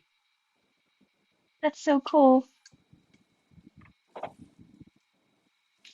Keep tapping and sharing, guys. Please, please, please. Make sure you guys all send in your heart me if you can, okay? Click the request button at the bottom if you are in opposition. If you're watching on the tube, call on in. Thank you. I love Morrigan in the comments, right? Star deletes paragraph star, probably because I butchered the Welsh accent, but then said Wales is beautiful. So it is beautiful. It's all beautiful. Yes, Scraggly on YouTube. I'm not wasting my time hating people I don't know. I think you guys are the ones that are doing it. If I'm reading your comment correctly, you're the one who's hateful towards people that don't. Oh, not me. Sorry, my bad. Friendly fire. My bad. Sorry.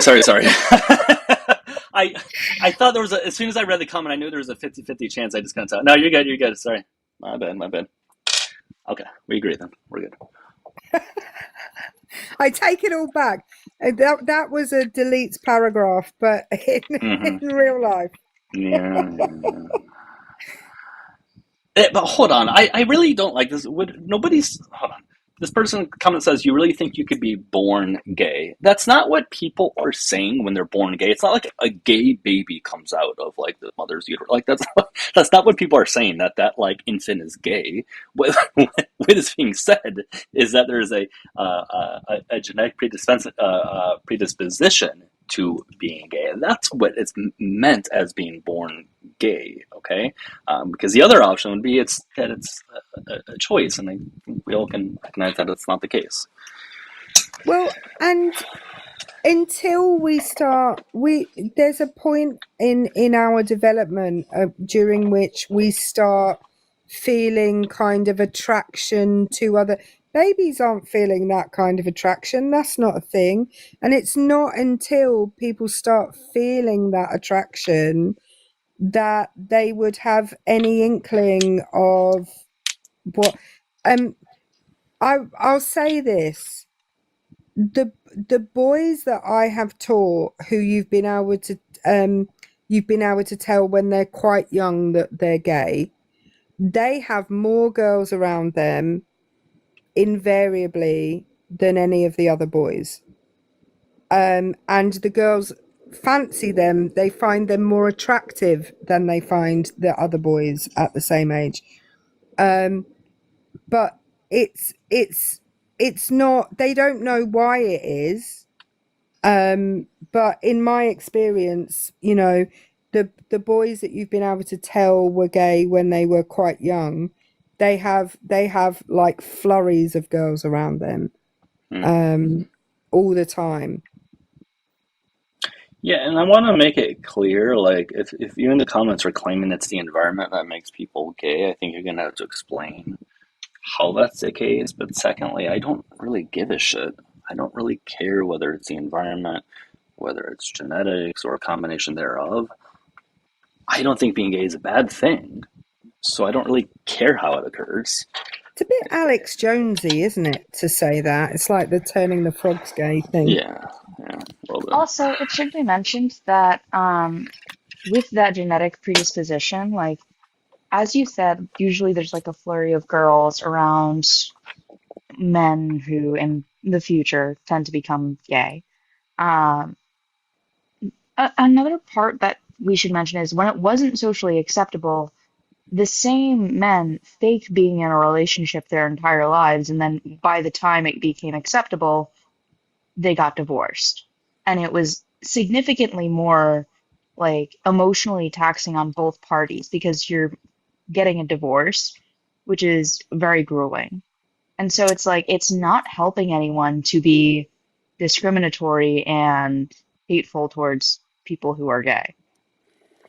Somebody in the comments they're saying that there is proof for his claims about the frogs. God forbid you do research on it. You heard it here first, guys. There is research apparently done on it. I know what study he's referring to. You do realize most amphibians are already like able to change their. Yeah, yeah. The study doesn't say what you think it says. The person in the comments brought that up. Like it's not like. Gosh. Those animals already do it naturally. All right, I got a guest here. Hey, I don't know how to say your name, but what's up, guest? What's going on? Hey. What's going on? Well, I just want to say something about basically, right? I just need to know your age, though. Nigga, well, that's not an age. That's not an age now, is it? Those aren't numbers. I need to know your age. I think we need to educate you about what numbers are. I don't think we can have a conversation if you can't do numbers. By the way, I apologise on behalf of the Brits. I think that person sounded British.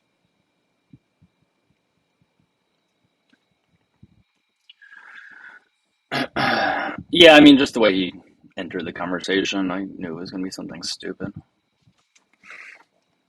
Oh yeah, let's not do Roman numerals with them. Roman numerals are hard.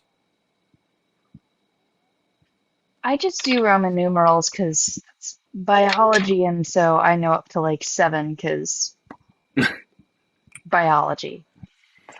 Complex 1, 2, 3, 4. I think I know up to 100. Well, I would have to get a I would have to get a refresher, but above 100, I know I'd be able to do. It shouldn't be too difficult. Exonuclease 7. Oh. Doug, if you could choose between Roman numerals and Arabic numerals. Arabic.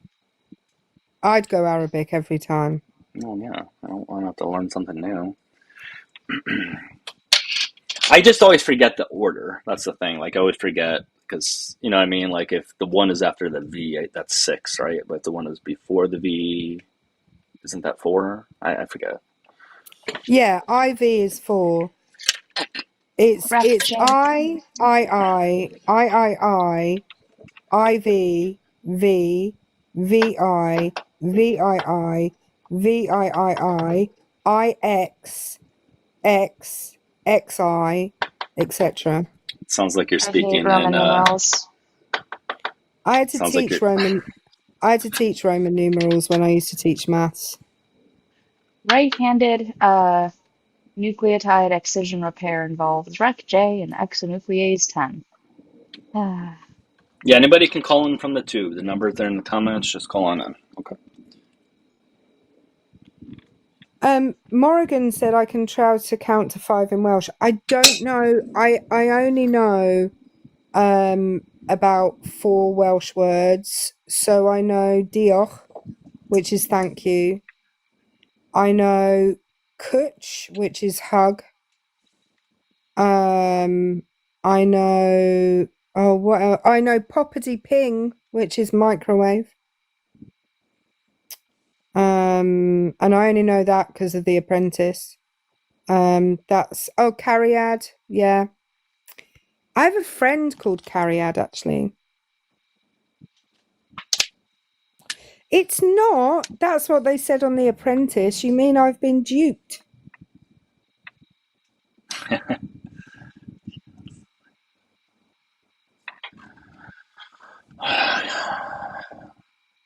Yeah, again, call in on. You can call in from the tube, but I am just looking for opposition, though. Okay, just opposition, and you can request from TikTok as well. Ray said, "If anyone in here knows French, if you do, please say something in French." Croissant. There you go. I did French GCSE. I can do all the, what there is in the town I live in.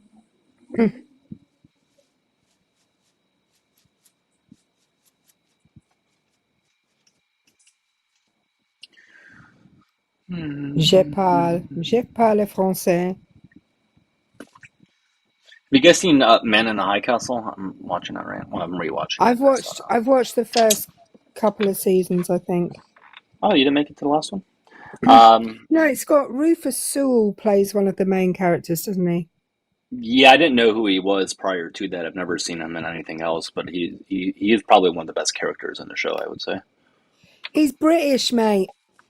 Yeah, I figured he was. I just got this feeling that it wasn't a true American accent that he had. I'm getting better at picking up on when it's a British person doing an American accent. I can usually sort of tell at this point just a little bit. It just sounds just slightly different. It's hard to pinpoint what it is, but it's just, you know what I mean? It's slightly different. Have you have you never watched The Holiday? No. Oh, Doug. The Holiday. But a lot of times when British people do American accents, it's like a transatlantic accent, sort of, like a little bit, in the sense that it's, you know what I mean? It's slightly different. What's it called? The what? What's the name of it? The Holiday with it's got Jack Black and Jude Law and what's the name? I know of it. I haven't seen it, but I know of it. And he's in A Knight's Tale as well, which is very good. Oh, all right. Kate Winslet, Cameron Diaz, yeah. I see. Yeah, no, he's a good actor, though. I like the show, the Men in the High Castle. Very good. I enjoy it. Yeah, cool. Johnny wants to come back up. Who's this Johnny character? Ugh, he's the worst. Character is right. That's the best way of explaining it. Someone in the comments, by the way, after Johnny had gone, said that I was being racist because I thought Mexicans were short. I have no idea of anyone's ethnicity who comes up here, their nationality, their ethnicity, unless they have a really strong accent. I have no idea. I also have no idea the average height of a Mexican person. So I don't know either. Aren't they on average a little bit short? I don't know. I actually have no idea. I don't know why I would think that. I'm not. This will blow your mind. I'm not even sure if I've ever met anyone Mexican. So that's sort of blowing my mind. I'm not gonna lie. I don't know why I would make that assumption. That's funny. The UK does not have a large Central and South American community for me to meet many people from Central and South America. The average height in Mexico is, it is shorter than the average height in the US by about 2.5 inches. But how would I know that, having never met a Mexican person? Yeah, the average height for a male in Mexico is 5'7", whereas I believe here it's 5'9"-ish.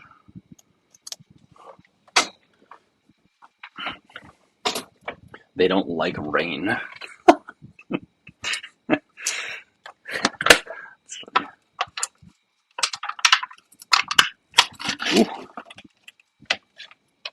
I mean, that's the place to go, I guess, if you're short, right? Go there and you'll blend in a little bit better. Short is, I guess, only relative to the people you're around. So that's the place to go, right? Erica lives in rain. It hasn't rained for a couple of weeks, actually. It was threatening to earlier. But we didn't actually get it. But you say that. I've been to Florida, where Doug lives, and in the summer it rains every afternoon. So yep, pretty much. Yeah. I'm gonna be real. If you think that Mexicans are short, you should see Filipino people, and I'm Filipino, so I can say yeah, that. I was gonna say, what's their average height? Let's see, average height of Philippines. All I'm gonna say is every single one of my aunts is under 5 foot. The average height of a man there is 5'4". So yes, you are correct. They are short. Where's that? The Philippines. Okay. All right. Well, there you go, guys. There's another place. I would imagine that's probably one of the countries that have the shortest on average men. I remember in China, when I was in China, I felt kind of average height. Yeah. Rather than short, like I feel here. I wonder if I'm going to look up whether Americans are taller than Brits.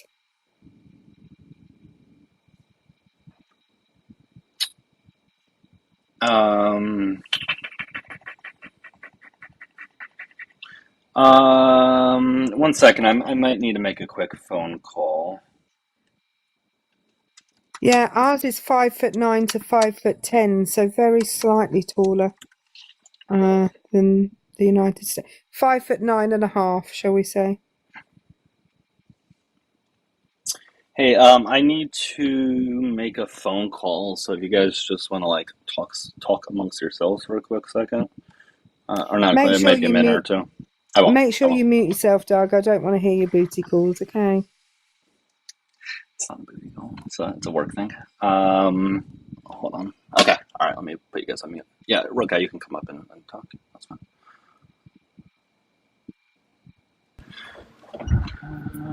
Hi, Rokai. I came up. Hello. Hi. Hello. How are you guys doing? I don't think I've met you before.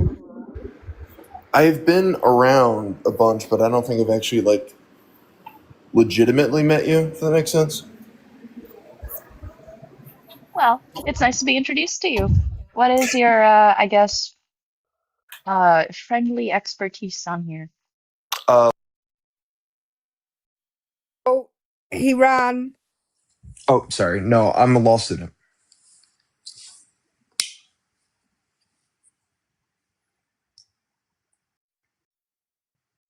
Cool.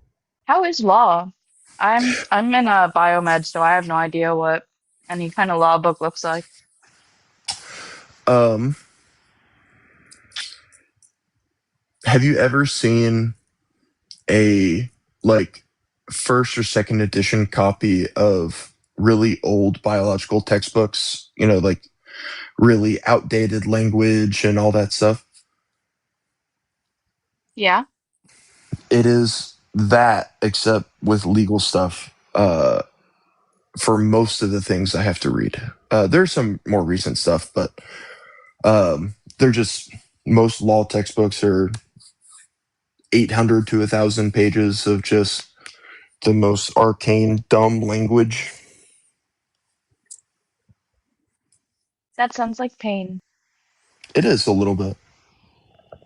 I remember when I was at university, the textbooks that were the most expensive were law and medicine.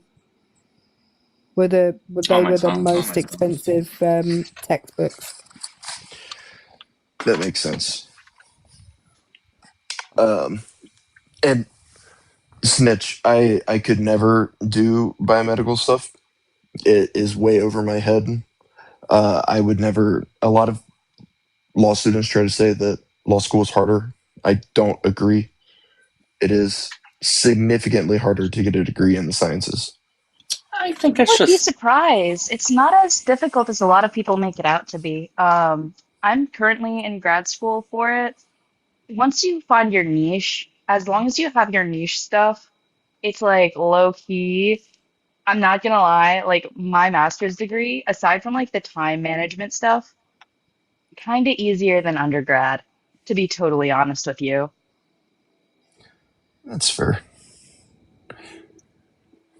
I want to know Go- what my speciality is on TikTok now, because I don't know what mine is. If anyone else would like to give me an area of I think expertise, it's I'll happily take it politics. on. I Oh, think it's politics. politics. Okay. Okay, good. I'm glad I found my niche. I think you did, yes.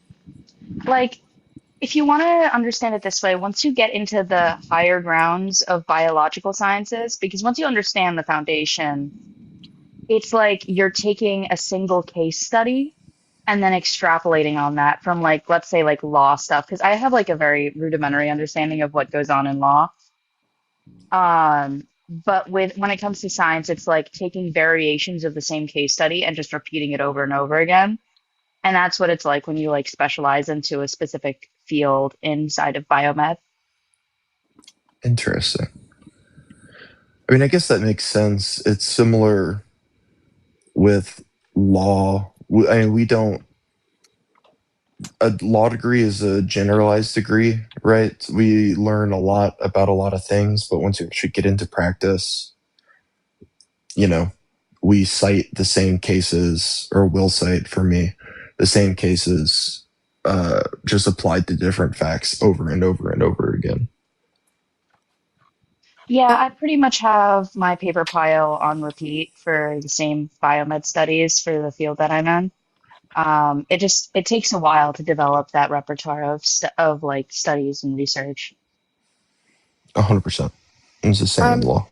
I feel bad about this because Rukai came up on a panel I was on yesterday, and I had to go, but it is 20 to midnight, and I have to wash my hair before I go to bed, because otherwise it's not going to be dry for work. Because that's how having a lot of hair works. So Rukai, it's not a you thing. It's I need to go to bed thing. It's okay. You hate me. It's fine, Erica. I tolerate you. Don't make it sound worse than it is, okay? For the British, tolerating is like the same as American really likes. So I'll take it. Correct. I like to tell everyone I tell Doug I tolerate him. I tell RJ I tolerate him. Like I have a lot of time for all of you. What about Matt though? You didn't mention Matt. I don't even tolerate Matt. All right, good. Tolerates too strong a word. Me. I don't know you as well as I know. Well, that's true. But I'm happy to tolerate you, Snitch. That's fine. I have to say a few of your videos have been showing up on my FYP. So that's nice because I'm getting to know you a bit better through your videos. So that's good. Oh, thank you. I'm glad. And they're very, very good, by the way. If you don't follow Snitch, you should do. Yes, guys, make sure you I'm follow. going to have to put tolerated by Erica in my bio now. If you could, I would appreciate it. Have a good night, Erica. Will do. Night, everyone. Erica. Good night. Take care, okay? All right, and then there were two. Well, it's starting to slow down, so I may restart. I'm still waiting to call. I guess I was a little preemptive on calling, but yeah, it's just a work thing. So I don't know. Whenever they let me know I can call, I'll have to. I'll just hop off at that point, and then I can restart afterwards. So, anyways, if you guys have been enjoying live, click the red follow button and follow Snitch, follow Rukai. If you do restart at some point, I am just studying, so I would be happy to participate in a seed oil topic. Ooh, my favorite. I would enjoy that very much. Yeah, that'd be good. Yeah, those lives actually do really well on YouTube. On here, they don't as much. I don't tend to get as much of a viewership with those lives, but on YouTube, I tend to get a lot of people watching. I don't know why that's the case. There's a lot of carnivore crazies on YouTube, but like usually midday when I see like doing it, I'm in class, or Oh, I'm you're like busy. Yeah. holding my office hours. So low key, if you were to do any kind of live that involves science, this would be the perfect time to. All right. Well, good. How's your day been, Rookie? Pretty good. I had class from like 2 to 5 my time. Have a jury trial tomorrow, which is very exciting. Ooh, that'll be good. Other than that, though, just kind of been chilling. We've been getting rain and tornadoes the past couple days. So it's been fun trying to dodge the rain, stay dry. You're in the Midwest area? Is that where the tornadoes are? Where are they again? Yeah, I mean, you don't have to say where you are specifically, but no, yeah. I'm in Missouri. So we've been getting hit with tornadoes the past week or two. Have Hello, neighbor. you seen any, or have they just sort of been like have you seen it, like any sightings of them? I have not. No, thankfully they've been going around me. Snitch, you said you're a neighbor? Technically, well, I'm in the same general area. I'm in Iowa. Oh, nice. Very cool. I will say though, I do not miss undergraduate course load. 2 to 5 in classes does not sound fun. Yeah. I mean, it was only 2 classes, so it's not bad. And they're classes that I like at least somewhat enjoy. But I don't know. But this schedule this year has been a little tougher, or I shouldn't say tougher, because I used to have class from like 8 to 3 or 8 to 4 my 1L year. But I've been like trying to load up on classes so I can do a externship program my 3L year and be like actually in an office practicing law. So I've been taking more classes than I kind of want to right now. Well, it's not too much. No, it's not bad at all.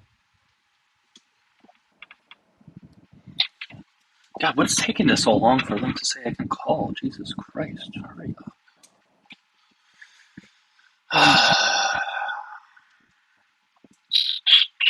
Yeah, guys, maybe I'll do a seed oil live when I restart. But yeah, we'll see. My fiance is getting home soon. I'm going to try to debate why he shouldn't support Trump. I mean, you're welcome to have that conversation with him, Rosie. That's fine. But I wouldn't expect to get necessarily a positive reaction out of him. Oh, yeah, I guess I could do that, Gabby. I could do one that's not directly about seed oils. It's just like an why is MAGA anti-science? I think that's something that we could do, guys. Because I know most of you guys don't like it when we talk specifically about just nutrition. So maybe we can do that, just anti-science in general. I love that. Yeah, That we would can. be cool. We'll do that. Let's do that, guys, because that way it's more politically based, and you guys won't not like it because it's solely about nutrition. So I think that's good. We'll do that.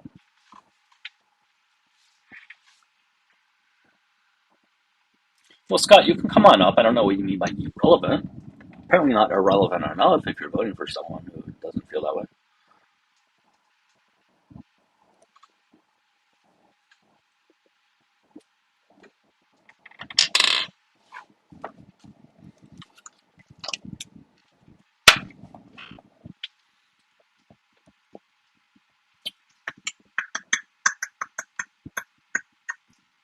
Yeah, I'm trying to convince Gabby to go back to law school. Back to law school?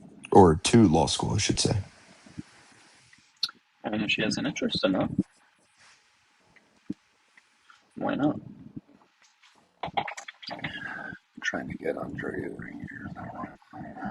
I've never been on jury duty. Ever.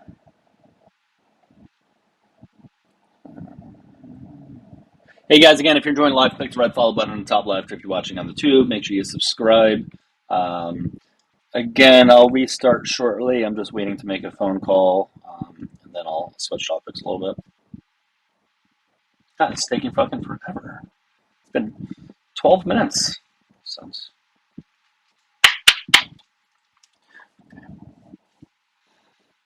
Have I ever tried oats overnight? I don't know what that is. Since you know what that is? Oats overnight. Let me look it up. Oats. Is it like a brand or something? Oh, I see. It's a. Oh, it's like a protein shake thingy. Or no, it looks like they have protein shakes, but then some oatmeal thing, I guess. I have not had it now.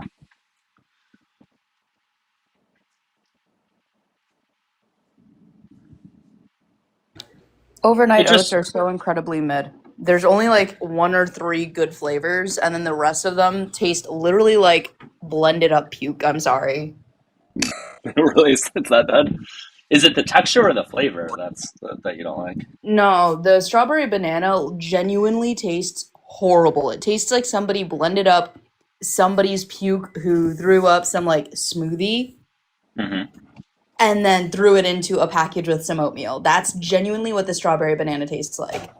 The only good ones that I remember are the mango custard, the chocolate chip, the cinnamon roll, and like really basic cinnamony flavors.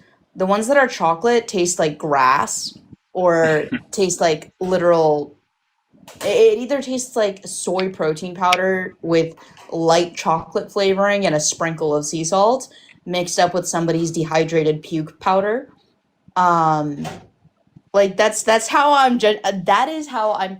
Bro, you like the pumpkin pie flavor? I'm sorry, that does not taste like pumpkin pie. It tastes like pumpkin powder blended with oats. It's so...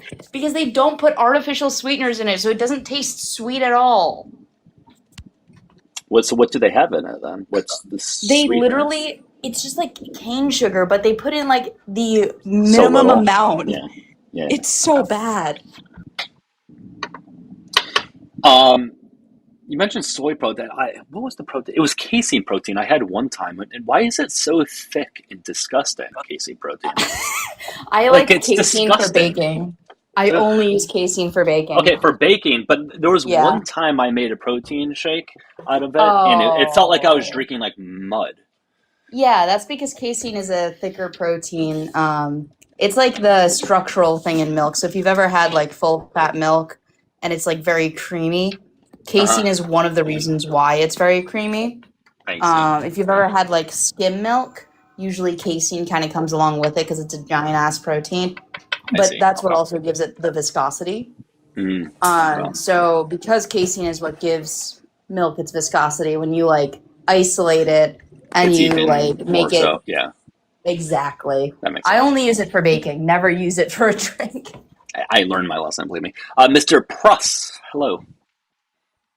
Yo. Hey, I just need to know your age for TikTok terms of service. Yeah, 45. All right, what's going on? Yeah, I could provide some reasoning for the prompt. Sure. Yeah. Love to hear your insight. Yep. So it's probably going to be because of the T part. I don't really like, the sort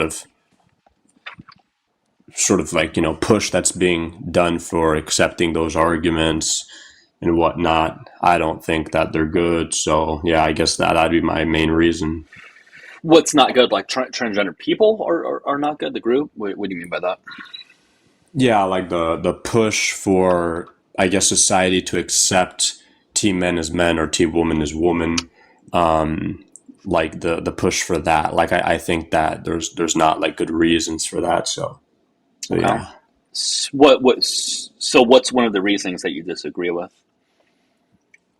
Well, I mean, I guess I could give you one example. Maybe like when people say T woman or woman because a woman is somebody who identifies as a woman, like there obviously my issue would be the circularity of the definition. That'd be one example. if I gave you a non-circular definition, would that be okay? Or what's your definition of a woman? I guess we can go off of that. Yeah, mine's going to be the standard, just adult human female. And if you provide me a definition, I could for sure hear it out and I could let you know what I think about it. I do also have critiques that are besides from circularity, like maybe it leads to a counterintuitive conclusion. And then they're like, well, see, your definition leads to this. That's counterintuitive. Therefore, like we shouldn't hold to it for this reason. So I could hear it though. Okay. Unless you want to investigate my view a little bit more. No, we can go into yours. So mine would just be, if we're talking about a trans woman, this would be vice versa, or a trans man. It would just be an adult human whose gender identity aligns with their personal schema of the female sex. So we all have schemas, right? And one's personal schema of the female sex, if they identify that as that, then I would put them as, then they would be a trans woman, by that definition.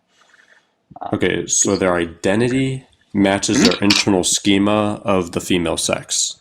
Their gender identity aligns with their personal schema of the female sex. Yeah. I would. Okay. Also, I would. Yeah, you can go.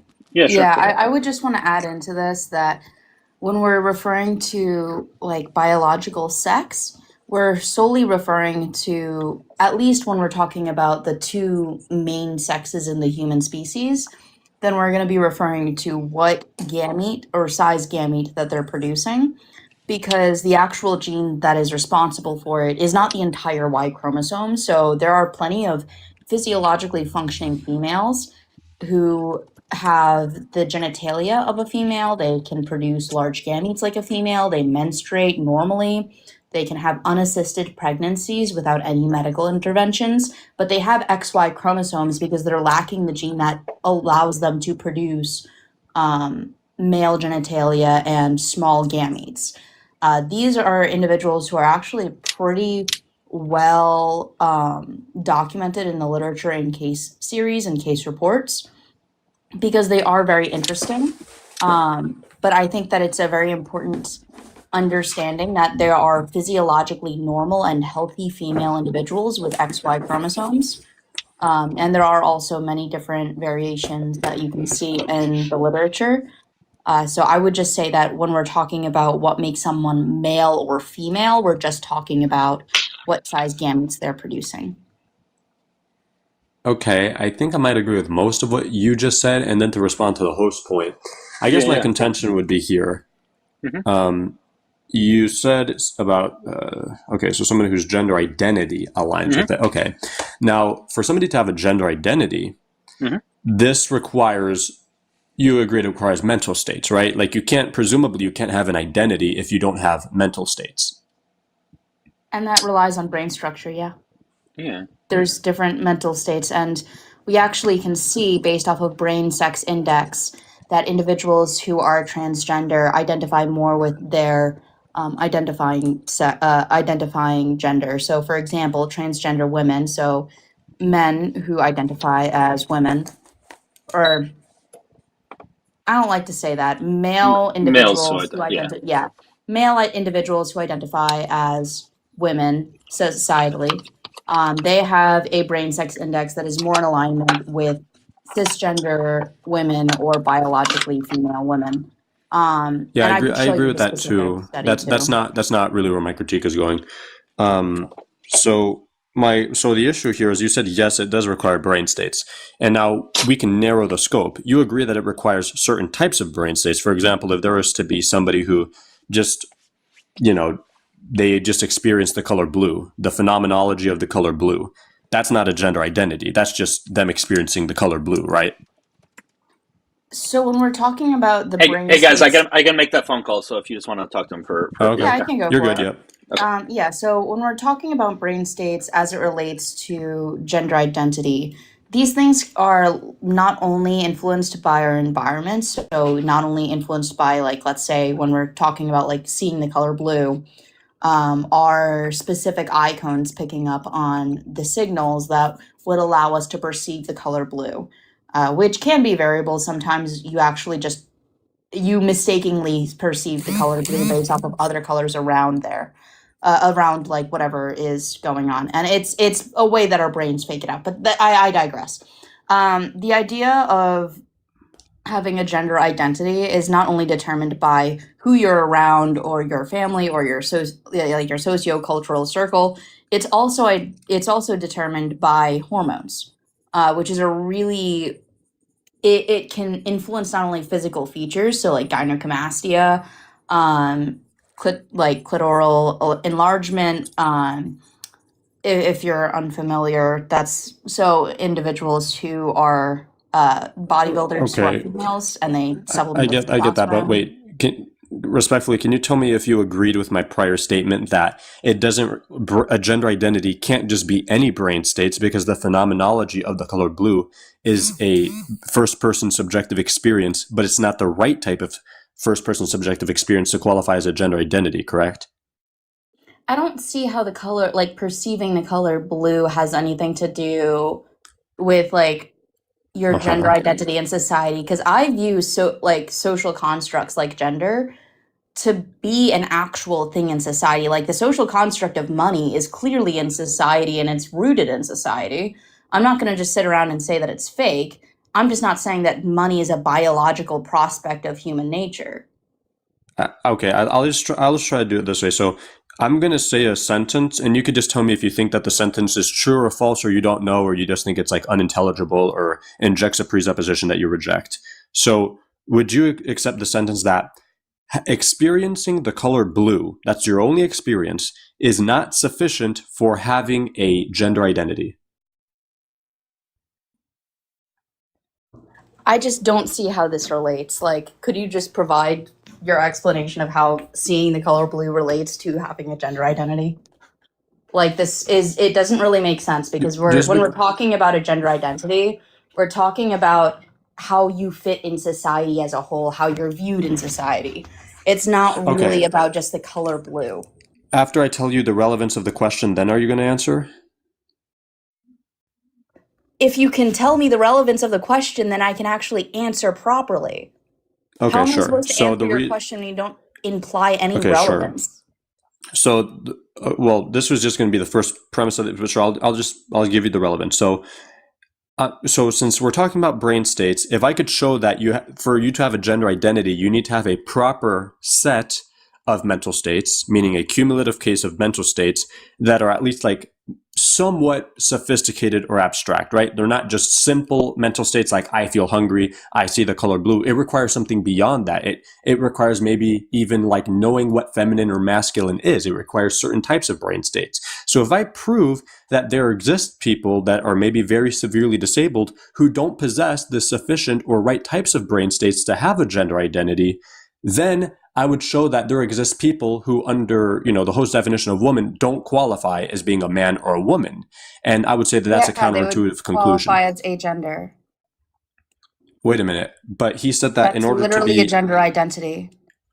Okay, wait a minute, but they wouldn't be.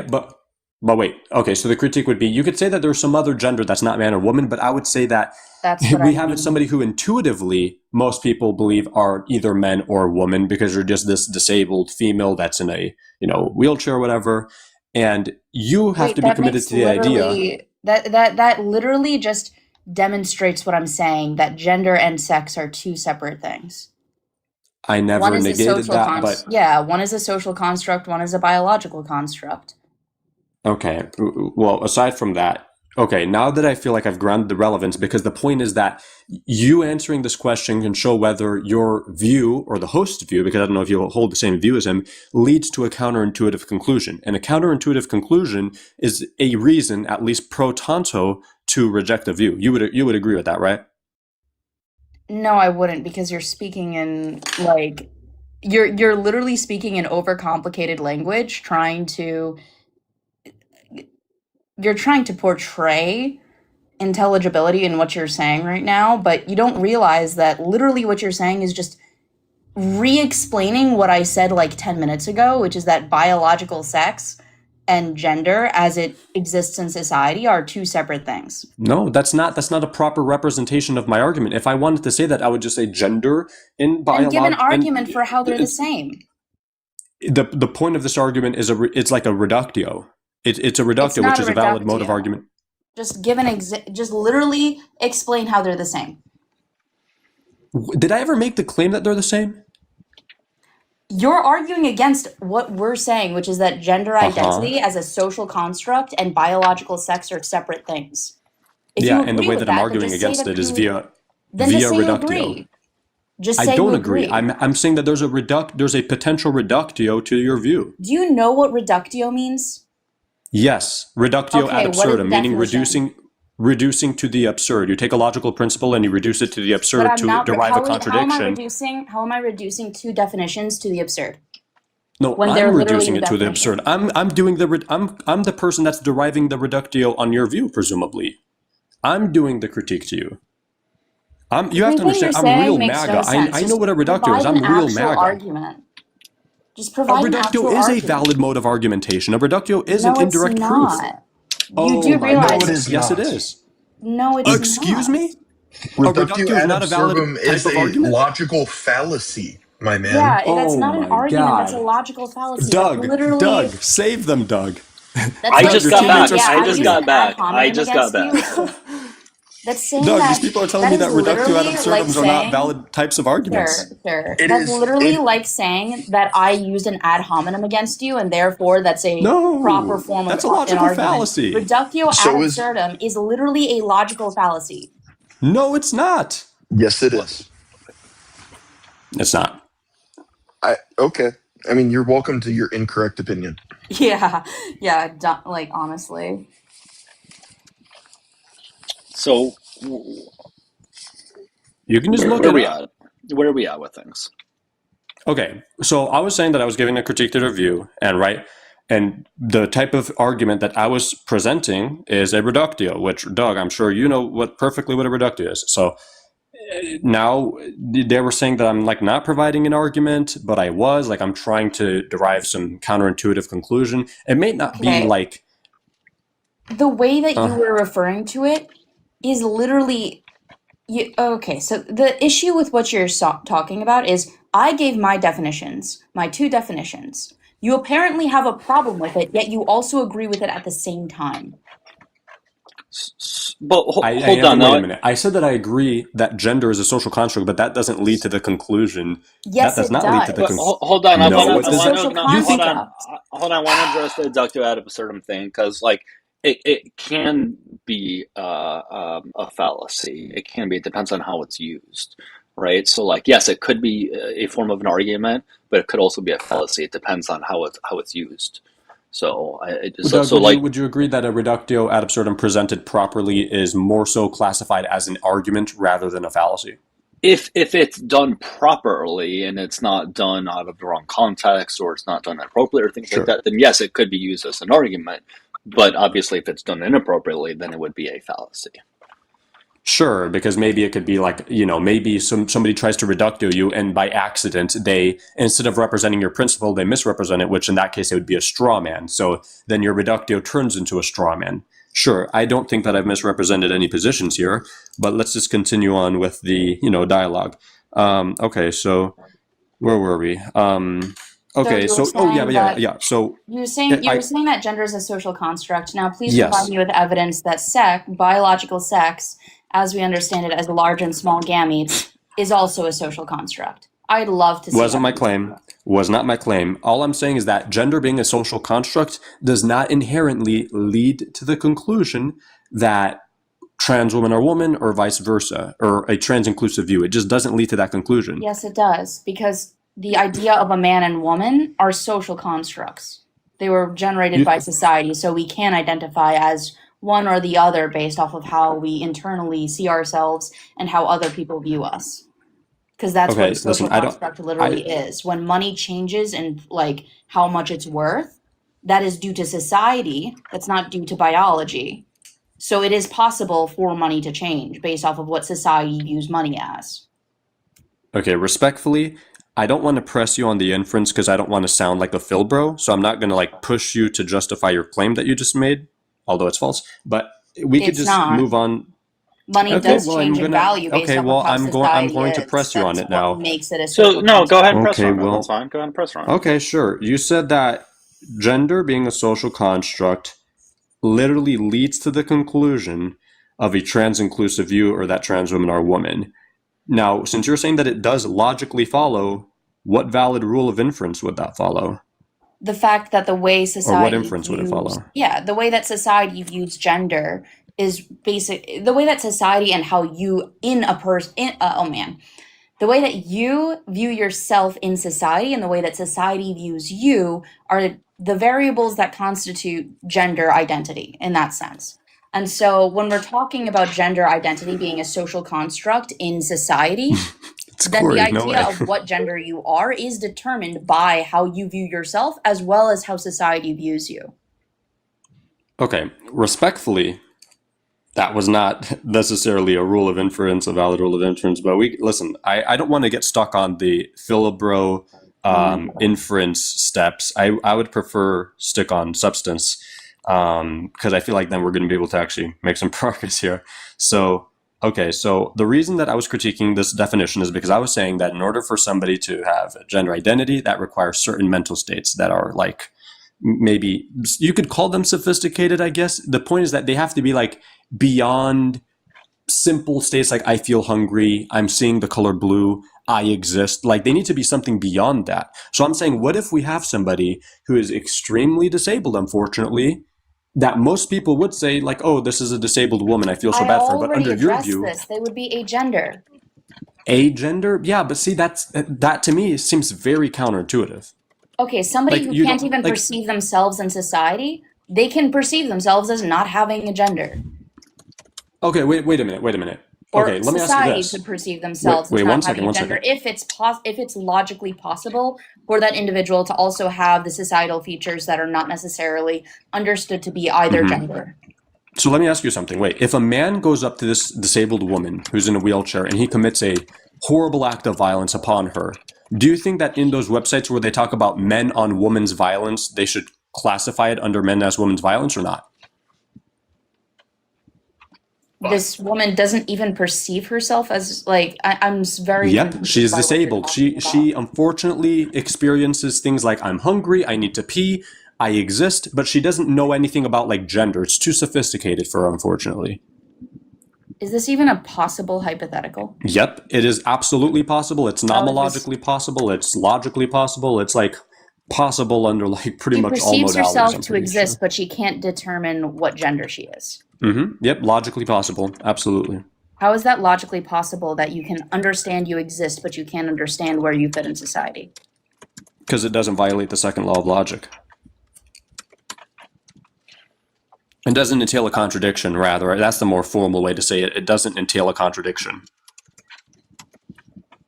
Okay, well, like, I don't know. I feel like it's really splitting hairs. If a newspaper... You could also say male on female violence as well. You don't need to refer to it as man on woman violence. Yeah, but that wasn't my question, right? Yeah, well, your question is irrelevant to that. Because you can also just phrase it differently. You can phrase it as biological sex. Well, you can, but I phrased it in a specific way for a specific reason, right? Well, you can actually refer to it as what it is, which is biological sex.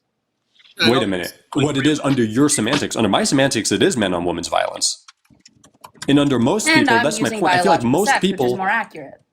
Most people would look at the scenario of the man attacking the woman in a wheelchair. More accurate.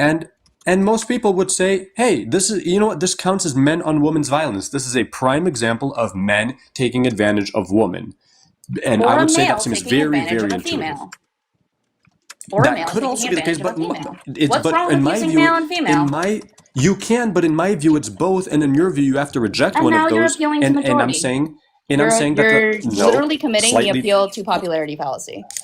No, not exactly. Yes, you are. You're saying most people will believe it. But it's not. You're saying that most people will believe it, therefore, it's the quote-unquote correct answer. When in reality, you should use biological sex in that scenario if somebody can't actually determine what gender they are.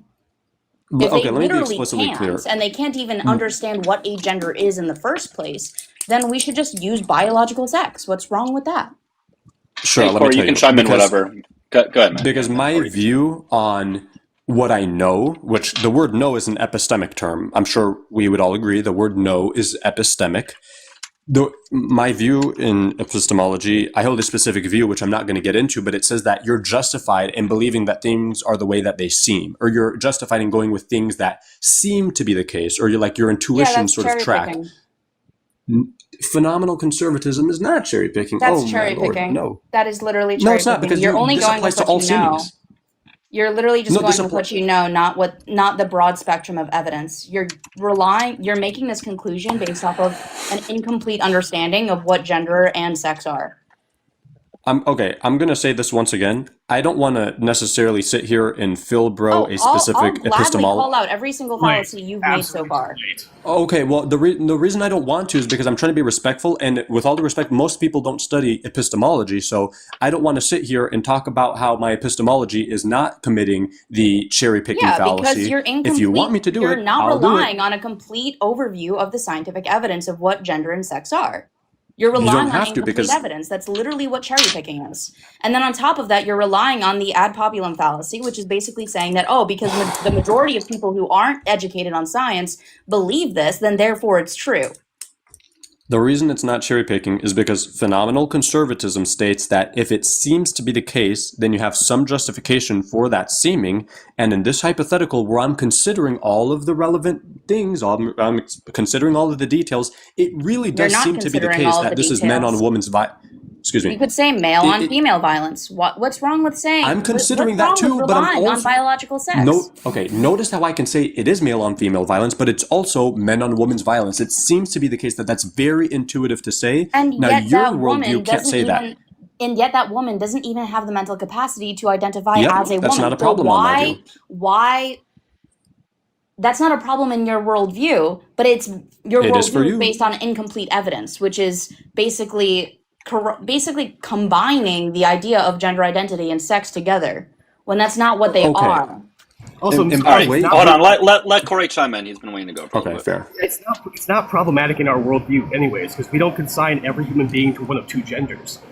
As Scientific Snitch previously pointed out, agender and people misgendering people happens all the time. This would not be problematic for us. Okay, I just want to respond to one point, and then Corey, I'm going to ask you to reiterate your point one more time, just to make sure I got it clear. But to the person below me, you said I'm not considering all the evidence. You do acknowledge that you could be justified in knowing a proposition, even though you don't know all of the evidence that's in relation to that thing, right? If you don't try to actually, clearly you have tried to look into this to some extent, considering the fact that you said earlier that you do believe that gender identity is a social construct, but you're purposefully leaving out a handful of pieces of information that would not conflate the two to be the same, or at least you wouldn't assume them to be the same. Because if somebody doesn't have the capacity to identify as a woman, then we wouldn't, politely, at least, I don't know how polite you are, but politely, I just would call it male on female violence, and then unless there's some other thing that's being specified, I just wouldn't say it's man on woman violence. Okay, let me just try to put it into a simple sentence, and you could tell me if this is true or false, because I don't think you picked up on my last point. I can be justified in something, in a proposition, even if I don't know all of the evidence in relation to that thing. And yet I explained to you the additional accept that, right? evidence. Wait, but you accept I that, right? explained to you the additional evidence, which is why you are relying on incomplete evidence here, because you don't have the evidence from this woman who is disabled that she identifies as a woman. So you can't say that it's man on woman violence. You could still be justified in it. Okay. Is there a reason why you're talking over me? Because you're not answering my question. I am literally answering your question. You didn't, but go ahead. So you don't know whether she identifies as a man or a woman. You also said earlier that you do believe that gender identity is a social construct. If it is a social construct, then her actually identifying as a woman is of importance in this matter. And so you wouldn't say, politely at least, that it's man on woman violence. You would say male on female violence. Now, please respond to what Corey said. Wait, I have a critique to say to what you just said, and then I'll jump to Corey, because this is one of the most important parts of my argument. So I don't want to just move past it. Do you think that you could say the proposition, that your mother is a loving person? Would you be justified in saying that? Because I have evidence of it. And I That can wasn't my take the question. overwhelming amount of evidence that I have on my mom and say that she's a loving person. You're literally not answering. If I didn't know, if my mom was extremely incapacitated and I didn't know whether or not she loved me, then I wouldn't be You do able to realize say I asked that. a yes or no question, right? The answer was implied of yes with the caveat. Okay, and yes, then no beautiful. with the caveat. That's all I needed. Okay, It so since you're was saying with the yes, caveat. Well, hold on. Wait, let me not speak for her. Was it an implied yes with the caveat that you said, or no? Yeah, it was with a caveat, because beautiful, if I don't beautiful. have the evidence to suggest that she loves me, I wouldn't just outright assume it. If she was Okay, beautiful. disabled, So- like that woman in that scenario, I wouldn't assume that she identifies as a woman. I wouldn't assume that my mom loves me if I don't have evidence of it. And if I don't feasibly have evidence for it because she's disabled, Keep in mind, this I was a wouldn't yes or just no assume question, it. everybody. Okay, so you said yes. Okay, so now you're I justified in just said I saying... wouldn't assume it if I don't have Mhm, evidence. Cool. You're justified in saying that your mother is a loving person, even though it could my be the God. case. Wait a minute, sorry. like Even you're though it could be ignoring the me. case, excuse me, even though it could be the case that your mother is a liar her whole life, that she's been faking it the whole time, there could be evidence in her diary that she really doesn't love everybody and wants the entire world to end. That could be the case, right? So the difference could be here is evidence that you against it? know the evidence because I literally just said it to you earlier. You're not going to answer? Oh my God. He literally did several times. You don't like it because he didn't give you a one-word answer. Okay, I'm not going to answer directly either. Hope we can keep the same energy. Really did directly answer. She gave you a yes and. Okay. Corey, she didn't say yes and, by the way. I don't think she did. I'm pretty sure she didn't. I'll bet money on that. But Corey, what was your first I said statement? yes and. I literally said yes and. Are you like deaf or something? Like Jesus, dude. You just can't answer yes or no questions. That's okay. We'll move on. Corey, what was your statement? My point is that your entire critique here is incorrect. It only is a problem in your worldview. For us, we recognize there are more than two genders. As well as, hey, you could report on this without knowing the totality of evidence, right? The newspaper could say it was man-on-woman violence and just be wrong. Like, I don't see why you're making such a big fuss about this. People could be misgendering people. It happens all the time. Okay, well, number one, this is not just an issue on my worldview. This could also be the issue on somebody who is trans-inclusive's worldview. Because imagine that intuitively, the hypothetical that I laid out, the man going and attacking the woman in the wheelchair who's disabled, they might intuitively agree, yeah, this is men on women's violence. But then I show, hey, well, technically, this person is not a woman because they're disabled to the point where they don't have a gender identity. So they're agender. And then they might be like, "Oh shit, you're right." It seems like intuitively, Or you could just most of report society, it as male on female violence, like I've You been saying could, for the but past it's 20 still- minutes. Or just be safe. and you could report it on a person wearing a green shirt attacking a person in a wheelchair violence. Why are you so tied to just reporting the gender? Why can't you just report the biological sex? What's You can wrong with report that? all of them, but the issue is that your view cannot account for an intuition that my view can account for. My view does perfectly state that you can call No, this your man on view woman's violence. assumes Your it. view cannot. Your view assumes it without No, it any doesn't. actual It's not an assumption. understanding of the Now actual you're not doing person's it. worldview. Nope. Now you're not doing an internal critique because in my worldview, a woman is an adult human female. It's not No, somebody in who your has the worldview, gender you don't identity. know. In your worldview, you still don't know. You're just assuming. No, You're I do assuming know. I what have her a gender justification. is, but you don't know. Our worldview allows for you to make an assumption and be wrong about it. So, okay. Did we go into that's not- what you define a woman and a man as objectively? Because it sounds like you have an objective definition of them, correct? No, the definition would not be objective. Definitions are like stipulative in my view, like you just stipulate them. So they're not the types of things that can be objectively true. But I'm just saying that my definition, number one, it's very simple. And I feel like usually simplicity is viewed as something good in philosophy.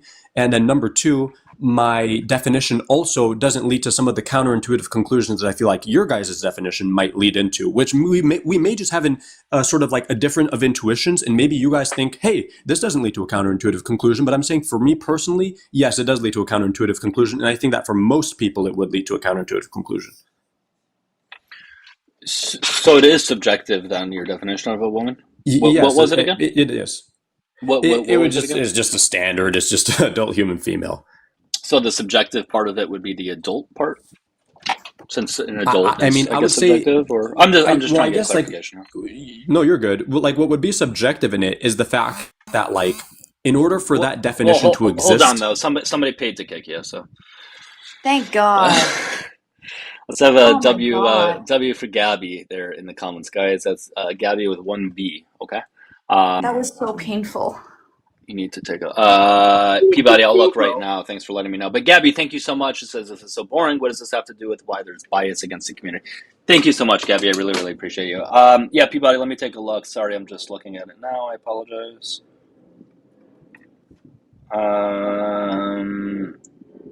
Hey, Corey, you're doing what I usually do.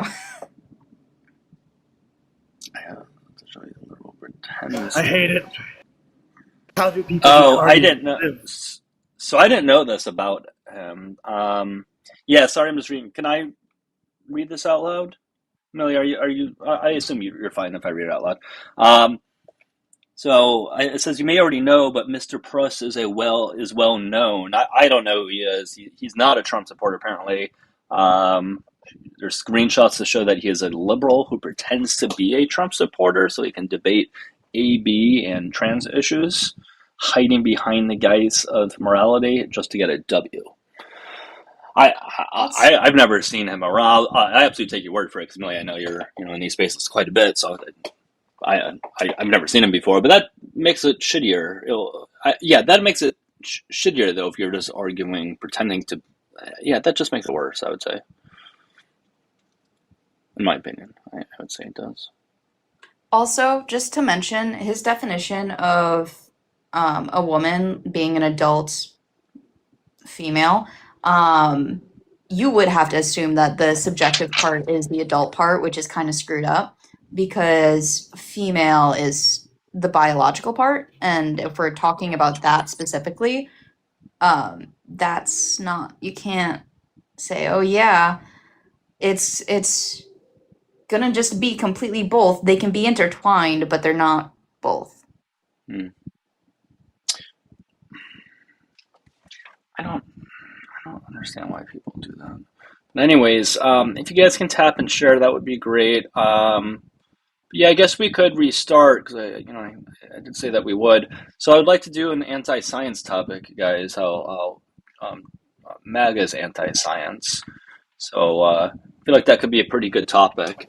So yeah, let me restart. It's not going to be an instant restart, because number one, I think I need to I have the background somewhere, but I need to get onto my iPad, and I just need to do a few other things first. But yeah, I should be able to go live again pretty shortly. So with that being said, though, if you guys enjoyed the live, click the red follow button on the top left on TikTok. If you're watching on YouTube, subscribe. And vice versa, if you watched on TikTok, if you can please subscribe to my YouTube, even if you don't watch on YouTube.